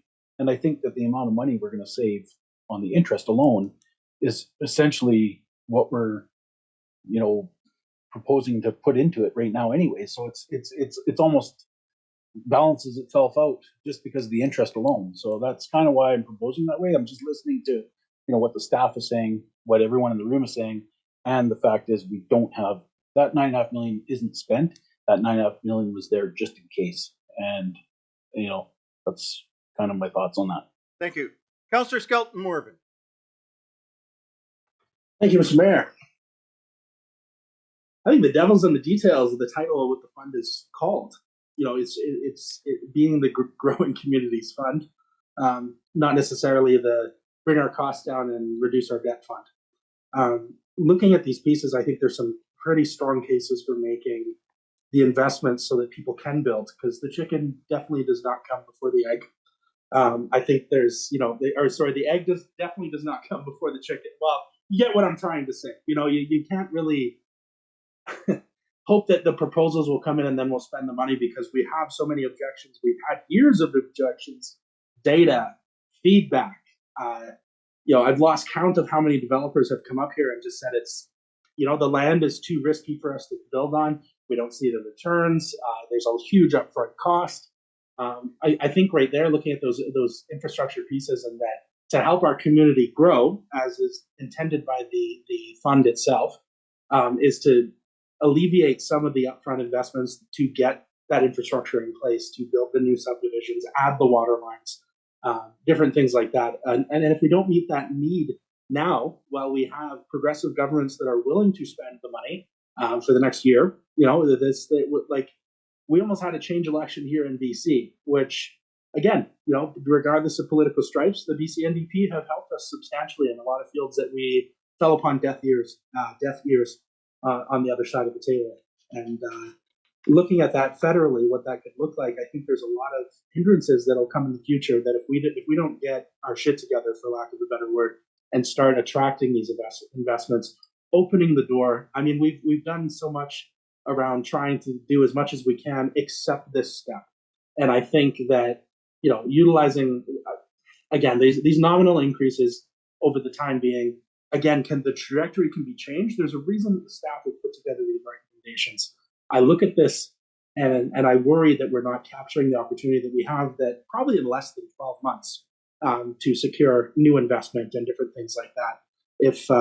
If I can kind of voice those pieces and just kind of add some additional reasoning behind some of this. And I think, again, there's plenty of opportunity to build these subdivisions. We have the funds right now.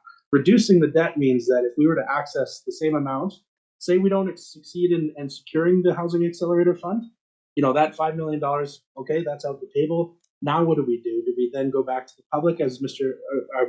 Mayor had mentioned, to reauthorize these funds, go through that entire process? You know, I'm going to just be blatant here, guys, and not pull punches on the ducking responsibility piece, because that really resonated with me, because I'm not looking at this of where, okay, well, we're going to have criticism and maybe the public's not going to like some of these decisions. I'm not worried about that. The things that I'm worried about is that we do not keep up with what's needed of us right now. We're already in a housing crisis. It's only going to get substantially worse from here. And I know housing, again, is not the big piece around it. That infrastructure piece around growing communities essentially is really around growing our population, you know, our housing stock, you know, the available amenities and utilities that we currently don't have, that I think, again, will come back tenfold when we make those investments. We have the available tax base in the future. But if we don't start making these investments, you know, within the next 11 months, I think we're going to be in really big trouble. Things will change. And unfortunately, I don't see the same model that's existing right now to being able to actually sustain and achieve the funds that we need to make these things happen with our partners in the community and things like that. Okay. Councillor, I'm giving you, I don't know if you can see it, I'm giving you a yellow card warning for language. You slipped over the line. Which part, Mr. Mayor? You'll have to review the tape. I'll review the tape. Got it. Perfect. Yeah, yellow card. All right. Sounds good. Thank you very much. Councillor Forrester. Oh, is Councillor Randawa? Yes, thank you. Thank you, Mr. Mayor. So, like, we're putting like 4.5 million towards this, Spending on sewer infrastructure, so we have to and borrow 5 less. million be keeping on the side, right? Correct.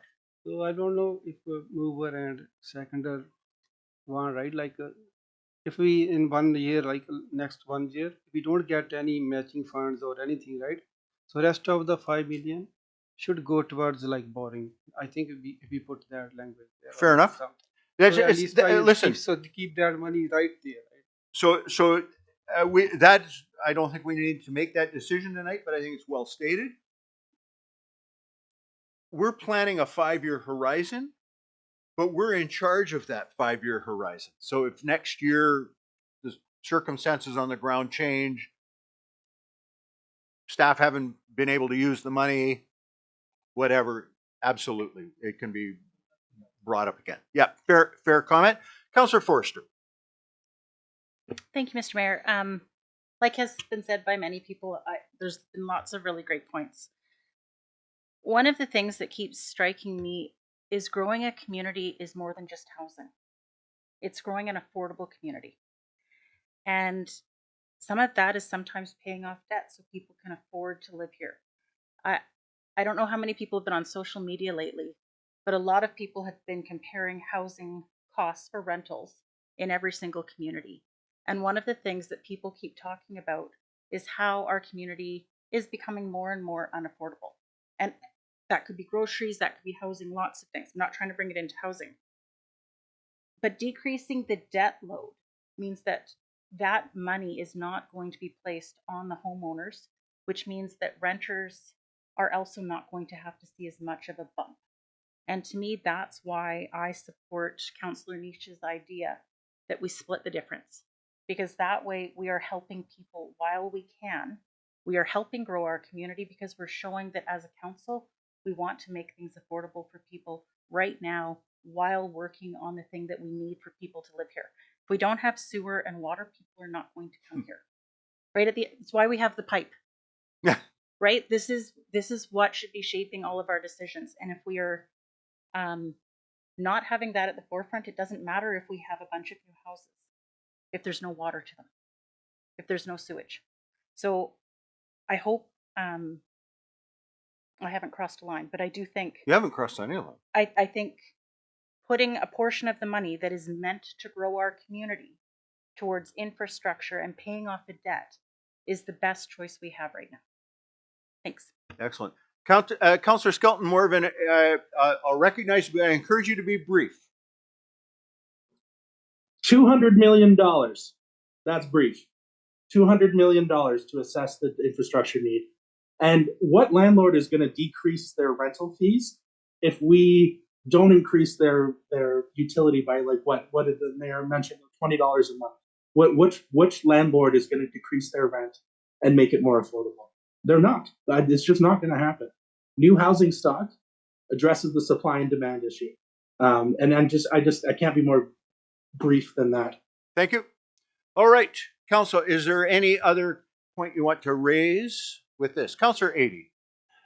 I will just say that I'm going to oppose it, not because I reject the idea that we have to compromise and meet in the middle. I'm going to oppose it because I think the stronger argument is to take You want the to debt test on. the other? Yeah. Fair enough. All right, it is vote time. Are you ready? All in favor? 1, 2. Councillor Niche, I assume you're in favor of your own motion? You betcha. 3, and I'm in favor. That's 4. It passes. All right.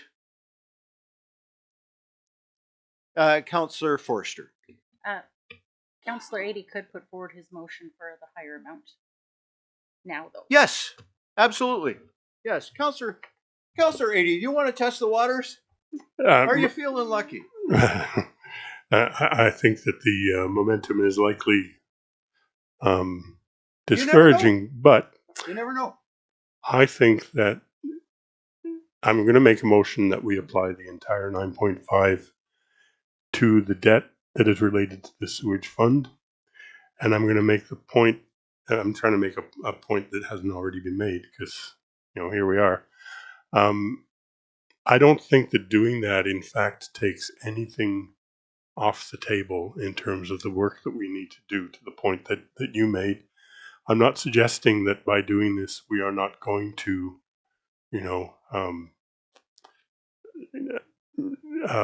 modify our sewage outfalls or whatever it is we need to do within the context of that, or twin the pipes. All of that still needs to happen. I'm simply saying that an immediate relief provides an immediate benefit, and there may be a need as we go down the road to address the emerging things that we need to do.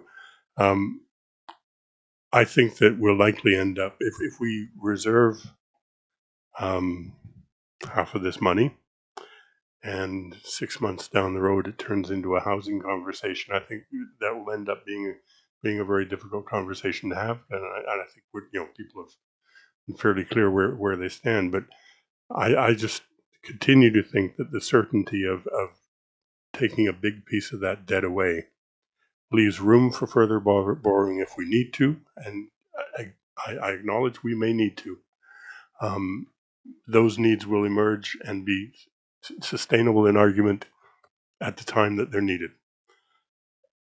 But relieving the debt now, to me, makes sense. The amount of interest that we'd be saving in doing so means that any alternative way of investing the money needs to not return the amount invested, but a great deal more than the amount invested. And I have no confidence that it could do that. So I'm going to make the motion that we invest the entire 9.5 million on debt. We'll see what people think. Moved and seconded. I don't think we need a lot more discussion, Council. So I'll take the vote.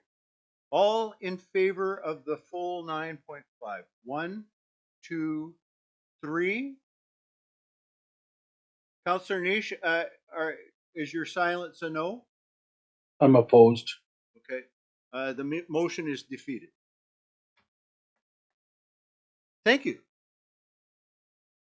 Good process. Yeah, Councillor Cunningham. My concern with all this is we're taking on debt that's going to be long-term, and we're passing this on to other generations that are going to have to deal with it, and other councils. And this is my concern. And I think paying down the debt even a little helps us in the long run, but it's been defeated. But that's my what I. All right. So as far as Director Pucci, I'm thinking of timing on this. Our DCM Pucci, are we able to put this into the bylaw tonight, or do we need time to bring it back? I think this one we would have to bring back. I think so. Yeah, the other ones, if we have the scenarios already built for those, and we can move forward with those, but this one can come back. Yeah. Thank you. Councillor Cunningham. So we're not going to be able to give the residents of Prince Rupert a definite figure for their utility bills for the next 4 years. I can't give it at this moment. Yeah, but it will be. I mean, you can get to an approximation, but if you take about half of the reduction, you'll get a sense of it. All right. So now, so the recommendations that were in front of the committee of the whole tonight was that we consider repealing and replacing the bylaws 3549, 3548, and 3550. And then bylaw 3486, which is the bylaw to regulate subdivision and services. Can I have a motion, please, with regards to the bylaw to 3546? Councillor Adey moved by, move it. or seconded by, was that Councillor Nish? Yes. Okay. Any discussion on that one? All in favor? Any opposed? It's carried. So the recommendation then flowing from this meeting to on these will be that the 3549 and 3550 and 3546 all are repealed, given first, second, third readings, but that bylaw 34 which one is that? Yeah, thank you, 3402. 3402 will be brought back to council at a future date as revised.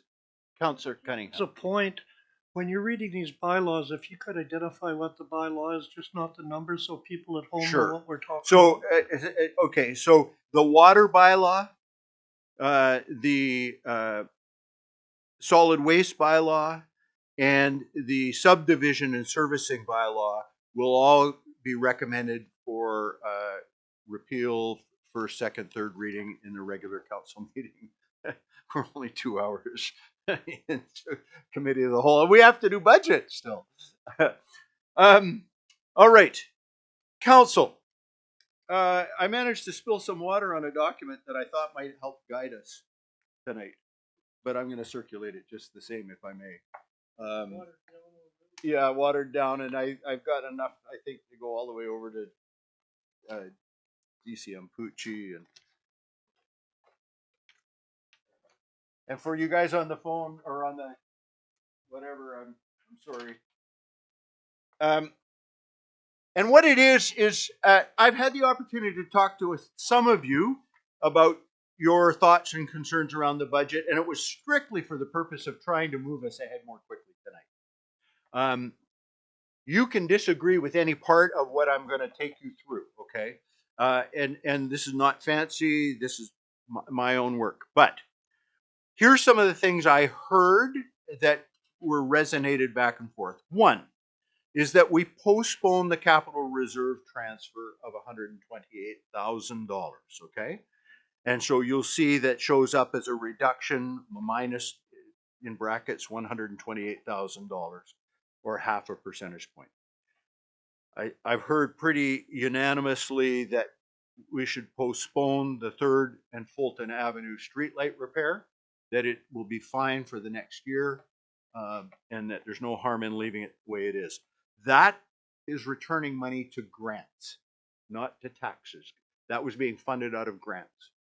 And so what I'm suggesting is staff can find different ones. I just plucked these out of the air. These were improvements that were going to be done with tax money. So I'm finding $350,000 that could now be done with that grant. Okay, does that make sense? And you guys can stop me anytime you want.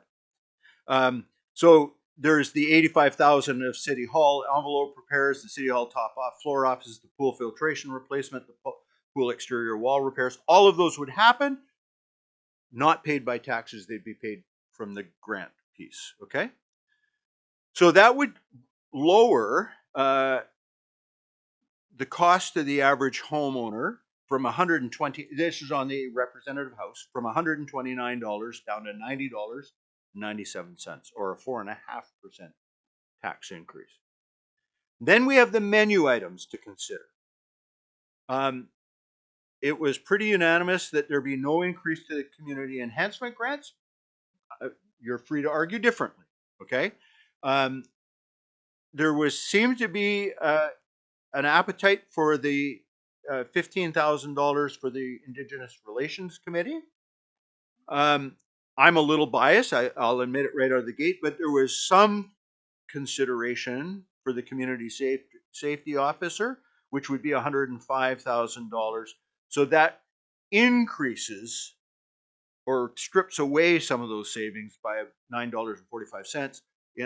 So now the taxes on the average home would go up to $100.42, or 4.9% tax increase. Okay? Yes. Okay, I've looked into the Quinitza Station thing. Yeah, let's go piece by piece in a minute. Oh yeah, you just jumped over. You didn't mention that. No, and but thank you, and I'll come back to that. I promise you. Okay. So if you flip the page, I made some assumptions about which we were going tonight on sewer, water, and solid waste. I had to start with something, right? So that's what I did, and I think I went with, this is DCM Pucci's recommendation, roughly. So if you do the utilities like this, they're going to be less than this now because of what we did tonight. what we're proposing tonight. The result line, though, would be the utilities would go up 138 in this example. It's going to be less. $138. The municipal property tax on the average house would go up $100. So you would end up in the 6.78 roughly, and I think we've lowered that down probably, my guess is into the 5 something tonight, would be the total increase that a homeowner of an average home in Prince Rupert would pay. Okay, just giving you that for context, so that, does that make sense to everybody? Now I'm going to go back, Counselor, to your point, because I want to go line by line on these and see whether there's agreement line by line. Okay? Just by sort of straw poll, if you will. Are we in favor of postponing the capital reserve transfer? Is everybody in favor of that? $128,000 not going into capital? Can you raise your hand to indicate that you're in favor of that? Yes. Yes? I think that's basically there. Postponing the 3rd and Fulton street light repair?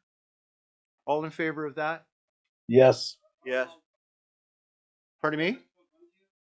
For 1 year at this point in time, it can be the next budget after that. Councillor Adie? And just make the point that if you're dispersing that grant in other directions, it may be that at some point we'll have to come up with funding for that traffic light when we need to. Correct. Correct. Yeah, correct. Good point. And that's why staff are free to throw staplers or anything at me here, and stop me. So if those two things, if we agree on those, staff can determine whether these are the right places to do that. I just wanted to demonstrate it was there and possible. Okay, so I'm not going line by line. Then I come down to the menu items for consideration. There's the community enhancement grants. Is there anybody that wants to talk about increasing any part of the community enhancement grants? Okay, I'm going on. The Indigenous Relations Committee, honestly, if you say it's a strategic objective and you can't find 15 grand for it, it's not a strategic objective in my view. So all in favor of that? Okay. Because I think the community safety officer is going to involve a little bit of discussion, I'm going to go down to your point, which is the Quinitsa Station structural repairs. DCM Pucci, can you speak to this structural repairs and what's involved there? Thank you, Mr. Mayor. So the $80,000, as far as I'm aware, is to do upgrades to the outer edge of the building, as well as some upgrades and make the deck safe. What we're being told is that the building at this point right now, if it wouldn't survive a move if it needed to be moved, and that $80,000 was there to be able to restore so that it had the possibility of being moved, as well as doing some small repairs to the deck. When we had our building services manager and building inspector look at it to see if we could just do some repairs to the deck to make the deck usable for the public for another year, they said around $5,000 to $7,500, and I think for that would be for handrail repairs and that, so that it's usable, so that we wouldn't have to put fencing around it and close it down. However, that does not deal with the building structure. But as council is aware, we are doing a waterfront planning scenario right now, and so depending on where that lands, that will determine if that building does need to be moved, if it can stay where it is, and there's money in that fund that could likely support some restoration of that building if it stays there and is used and maintained in that place going forward. Councillor Cunningham, have you got anything else? Yeah, well, I sort of looked into this building because it was something that I took a bit of interest to.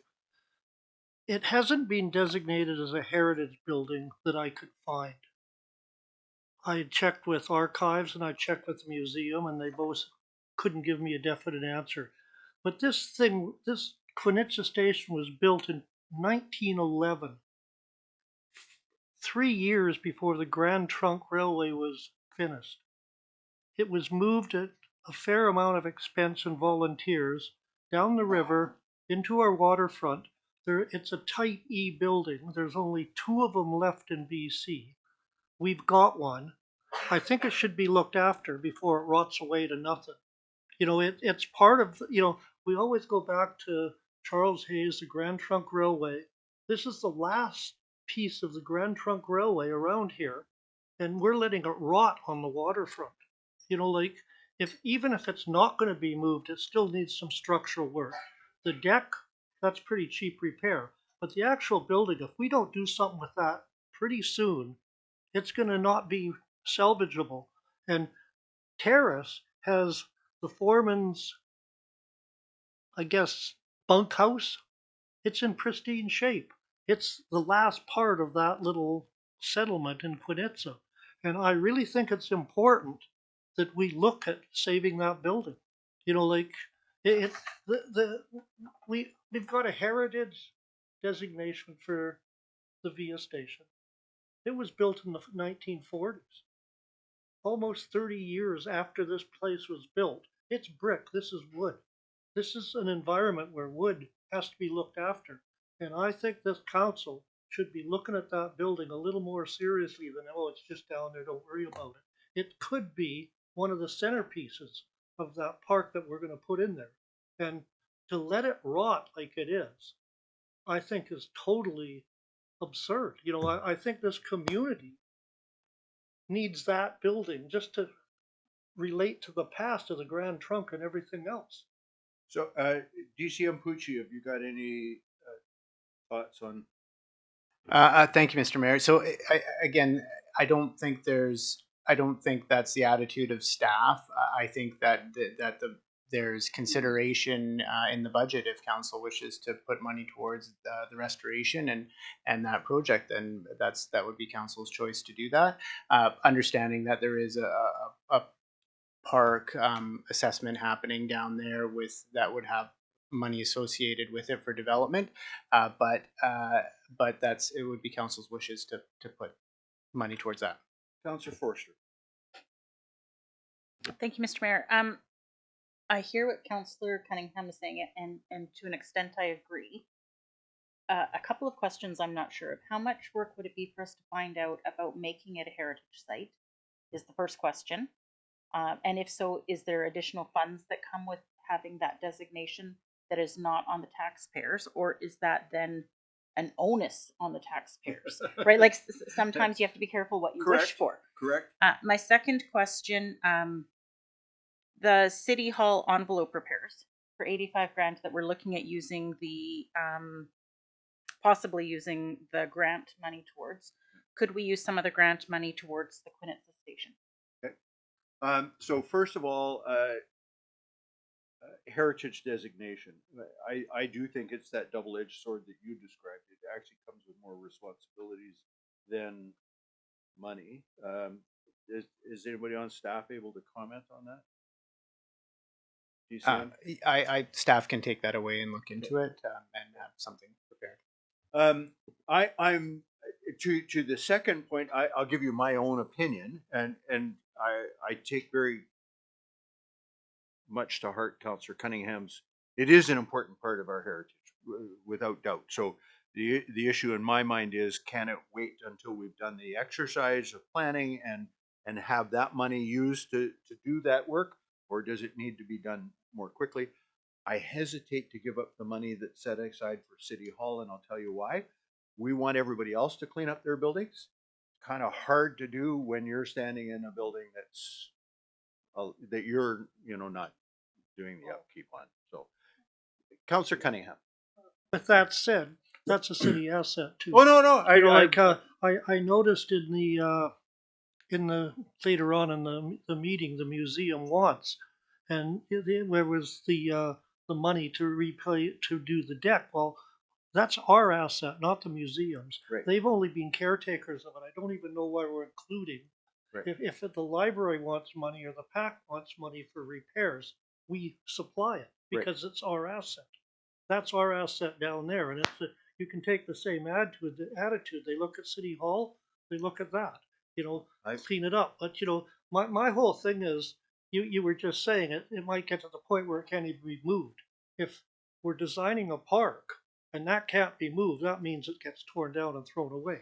So if nothing else, it should be put to the point where it's at least the envelope itself is being taken care of. And So, I would rather postpone the community safety after one more year yeah, and put that money towards that. That's my no, listen, all good. I've got a couple of hands. Councillor Forrester?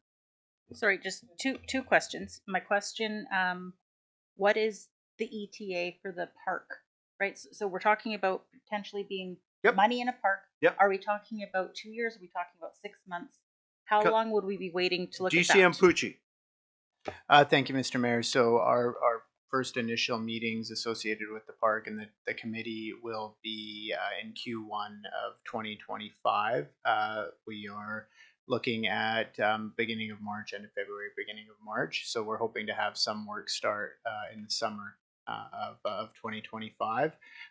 We can also look at bringing this item back again in sort of the spring to see where we're at with our funds, if that helps as well.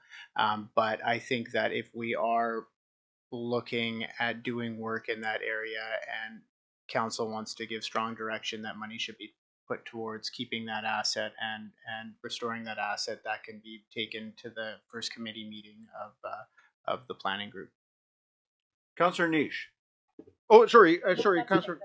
Okay, Councillor Niche, go ahead. Yeah, I mean, obviously, I'd love to see the building restored, but I feel that right now, probably our best option would be just to protect the building. You look at like what these scaffold companies uses, where they basically bubble wrap the scaffolding when they want to work in weather conditions that are not conducive. And I almost think that we should almost do something like that and protect the envelope of the building for now, temporarily, at a cost that is, a lot lower than doing any work. Because I do feel that this is a building that, you will probably open up a can of worms. It's an old building. It's got stucco on it, which is notoriously not great in our climate.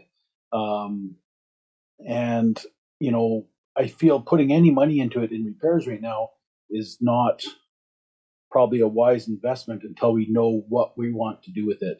And I think that, but I do feel that we need to basically bubble wrap it, protect it, and go into next year, find out through this committee as to what the plans are for the waterfront development, figure out how much money is available, and that can decide, the level of what we want to do with this. And I think spending a small amount of money kind of bubble wrapping it right now would probably be a wise decision instead of throwing money at it when we don't know what the plan is for it.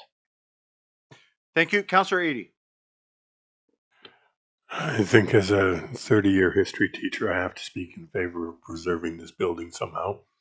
I'm not sure that I'm clear on the best how, but I do think that we need to do it. So what I'm wondering is, we've made some decisions previously tonight around money, and I'm just wondering if there's I don't think that the physical repair of the building is likely to happen in the next couple of months, given the seasons and what have you. So I think we have a small window that we could ask staff to come back with a proposal on various ways in which we can reach an objective that I would certainly support, and that is that the building itself gets preserved. I'm in agreement with you, and the notion that trickles through the back of my head is because we split the money. There's some legacy money that's available that doesn't need to be part of the taxation discussion, but that could achieve the end. DCM Pucci. Thank you, Mr. Mayor. What I wanted to do is just ask our CFO to just run through the budget process of what we're actually doing tonight and what the next steps are. Perfect. And then what happens in the spring, because I think it's important to have that context. Thank you. Director Bombin. Thank you, Mr. Mayor. Once I get direction tonight, I will be bringing forward a budget bylaw at the next meeting. I will be asking for first and second reading, and I will also be asking for a resolution to proceed as proposed under a first and second bylaw, so that the city can still operate and still have a resolution to continue to expend the monies that are necessary to keep the city going, but also allows all of the staff to be able to go ahead and start the public procurement for the capital items. In the spring, we will be getting the BC assessment values, which will drive the proposed tax increase. So at that point, and of course, there might be some things like the Quinitsa station could actually be incorporated into the budget at that time. So any changes, because we had changes this year in the early spring as well. There was resolutions to include in the budget. So this year we're going to be able to incorporate those things, bring it forward, rescind second, give second and third in the springtime, and then get adoption of the budget. And it will also have the actual property tax increase once we know what the actual values are. Is that clear? Brilliant. And might I just mention, it's very handy of what you've proposed. Yes. But I just wanted to point out, if you looked at my report to council under the answer at question number 2 with Councillor Adey, when it came to the housing money going towards things like to reduce the taxes. And what that does is it essentially removes existing taxation from existing capital items right now. What is proposed here by using the grant money will do exactly the same thing. So what will happen is this $250,000 essentially would be gone from the existing tax budget. And if you needed, say, some work at the pool or at the recreation center in 2026, we would have to propose a tax increase if there was no other grant funds or legacy money. So this is already embedded, this money that you're talking, that when I kept saying that the capital items were being funded by existing taxes, this is already taxes that is collected for capital items that were already ongoing here and there. It's not always the same capital item like roads, but it's capital items that are typically needed in these departments. So what this would do is replace it, but it might replace it with money that wouldn't be ongoing. Okay. Thank you. Appreciate that. Which is why mayors should never be CFOs. No. This was pretty good. Pretty good attempt. All right. So have we got peace over the Quinitsa station? It's important. It's a priority. It'll get looked after. We don't need to deal with it with taxes. That brings us back to, I believe, the only other item that we need to wrestle over with regards to the budget, and this could be quick. Maybe nobody wants to do it. I don't know. Which is initiating the community safety officer. I've heard it said by people who support the notion that maybe this isn't the year, and so that's a legitimate concern as well. I happen to think this is the year. We've got the problems downtown, and we could certainly use more resources towards parking, and some of that will come back to us in fines, not all of it by any means. Is anybody prepared to move, or put it this way, I'll just do it the same way. How many people want to have the community safety? Oh, as Councillor Nish, I'm seeing your hand. Is that a new hand? Yeah, I would be willing to move that one. Actually, I think our community is definitely in need of it. Yeah, so that's moving for the community safety officer and Councillor Skelton Morvan. Is there anyone else in the room that's in favor of the community safety officer? There's little old me, and you're on the fence. You want to ask a question? I could get on board with a half-time. Half-time. So the proposal is for a full-time? DCM Pucci, is there any way we can go half-time on this? Is that practical? I'm going to defer to Director Miller as she runs the department. There doesn't have to be a solid answer on it tonight. Thank you, Mr. Mayor. Honestly, at this point, I haven't contemplated what a part-time position would look like. I can speak to other part-time positions, and it's very difficult to fill. So that could present an issue. So if I could skin the cat a different way, half-time could be seasonal. I will not say no to any additional enforcement in the bylaw department. So that's what I was sort of getting at, was I could get behind somebody that is brought in for specific things. So in the summer, the noise bylaws, when we're needing to have some of those types of things looked Okay. at. And then it also gives us some time to prepare for something like that. Okay. So so staff here. Oh, I'm gonna come back to you, both of you, I promise. But what I'm sensing here is if it's full time, you only have 3 votes, and if it's a seasonal, you have perhaps as many. Go ahead, Councillor Eady.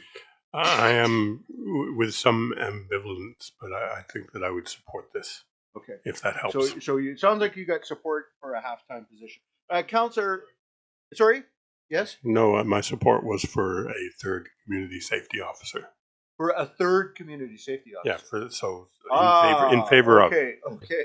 All right. So there are actually 4 members of the council that would support a full-time community safety officer at this point in time. Okay. I'll keep this Councillor brief, Nish, and I'm not going to earn a red card. Okay. Councillor Nish, did you have anything to add?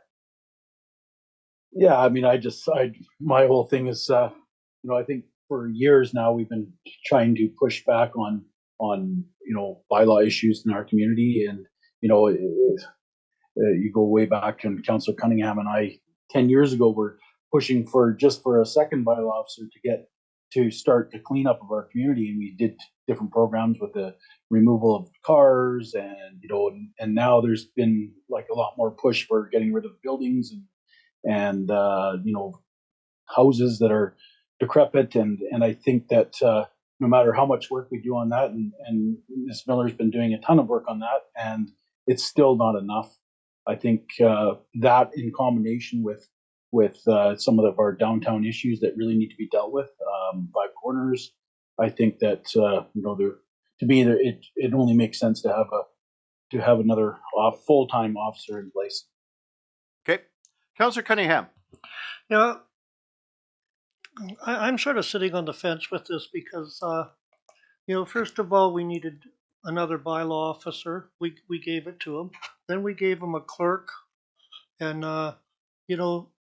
the department right now is costing us over $400,000 a year. And I saw the revenue coming in at $133,000. And we've turned the downtown area into a free parking lot because parking's not being enforced down there and things like that. I hope if we get a third officer, it's, the last thing I want to do is see our bylaw officers doing foot patrols. Like they've got enough work without walking up and down and things like that. And I know if we start using our bylaws to try and clean up Five Corners and things like that, there's going to be a lot of trouble. And the RCMP are going to have to get involved in it. The RCMP are having trouble with that corner. Never mind bylaw officers. And if we're going to hire another bylaw officer, I want to see some results with it. Like we, just in our neighborhood alone, 2 houses that are, you can see inside them from that, and they've been there for years. Yeah, And, but those are being worked on. They're caught up in legal problems, right? So that's Councillor Randhawa. So, like this one, I understand like we need safety officer, but if we take that money from pool, right? We won't have any pool filtration there. Like we are taking money from the pool this time. Yeah. No money available for a pool filtration and outside repair for the civic center, right? Yeah. So we put this one money there. But next year, if we don't have that money available from grants, then we have to increase our tax right next year to pay that one, right? Yeah. So that's a little bit tricky, Yeah. So yeah, fair enough. I do see 2 hands on the screen.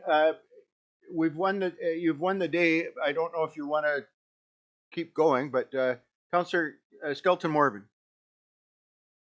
Thank you, Mr. Mayor. Yeah, no, again, and I'm considering we've won the day. I think that's great. The strong emphasis again, I want to really reaffirm is the officer safety component, but also the results. Every 2 weeks, we come up with a new checklist of bylaw special requests on top of the workload that they already have. If you want it to get done, hire the bylaw officer.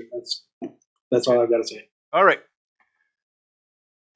Is that enough direction for staff? Director Bombin. I think we need to have a little bit of a more cohesive resolution, which would be helpful. Incorporating also the utilities. All right. So then I would propose that somebody move a bylaw that says we will do the following. We'll postpone the capital reserve. We'll postpone the 3rd and Fulton street light. We will not enhance the community grants, build them up. We will not, or sorry, we will fund the Indigenous Relations Committee for $15,000. We will hire the community safety officer at $105,000. And while we won't dedicate money in this budget for the Quinitza station, we expect that staff will find a way to protect the building. And that would be, and incorporating the Growing Communities Fund to reduce the debt anticipated in the sewer utility, and incorporating the proposed water utility option 3. So those will be done in the bylaw. Yes, but if it's incorporated, that's the direction. And then when we bring forward the bylaw, the whole schedule that talks about the revenues for the utilities and the expenditures for the utilities will match this. Okay, that's all fine. Yep. Okay. Moved, Councillor Forrester. Is there a second? I'll second it. 80. I've got Councillor 80, but thank you. Any further discussion? All in favor? Any opposed? It is carried. Hopefully that makes for a shorter regular meeting. All right. Okay. That is by far the longest. We could have questions and queries from members of council, but I'm not even going to allow it. I'd entertain a motion to adjourn. Councillor Zaidi, Councillor. I'll move that. Yeah. All in favor? Any opposed?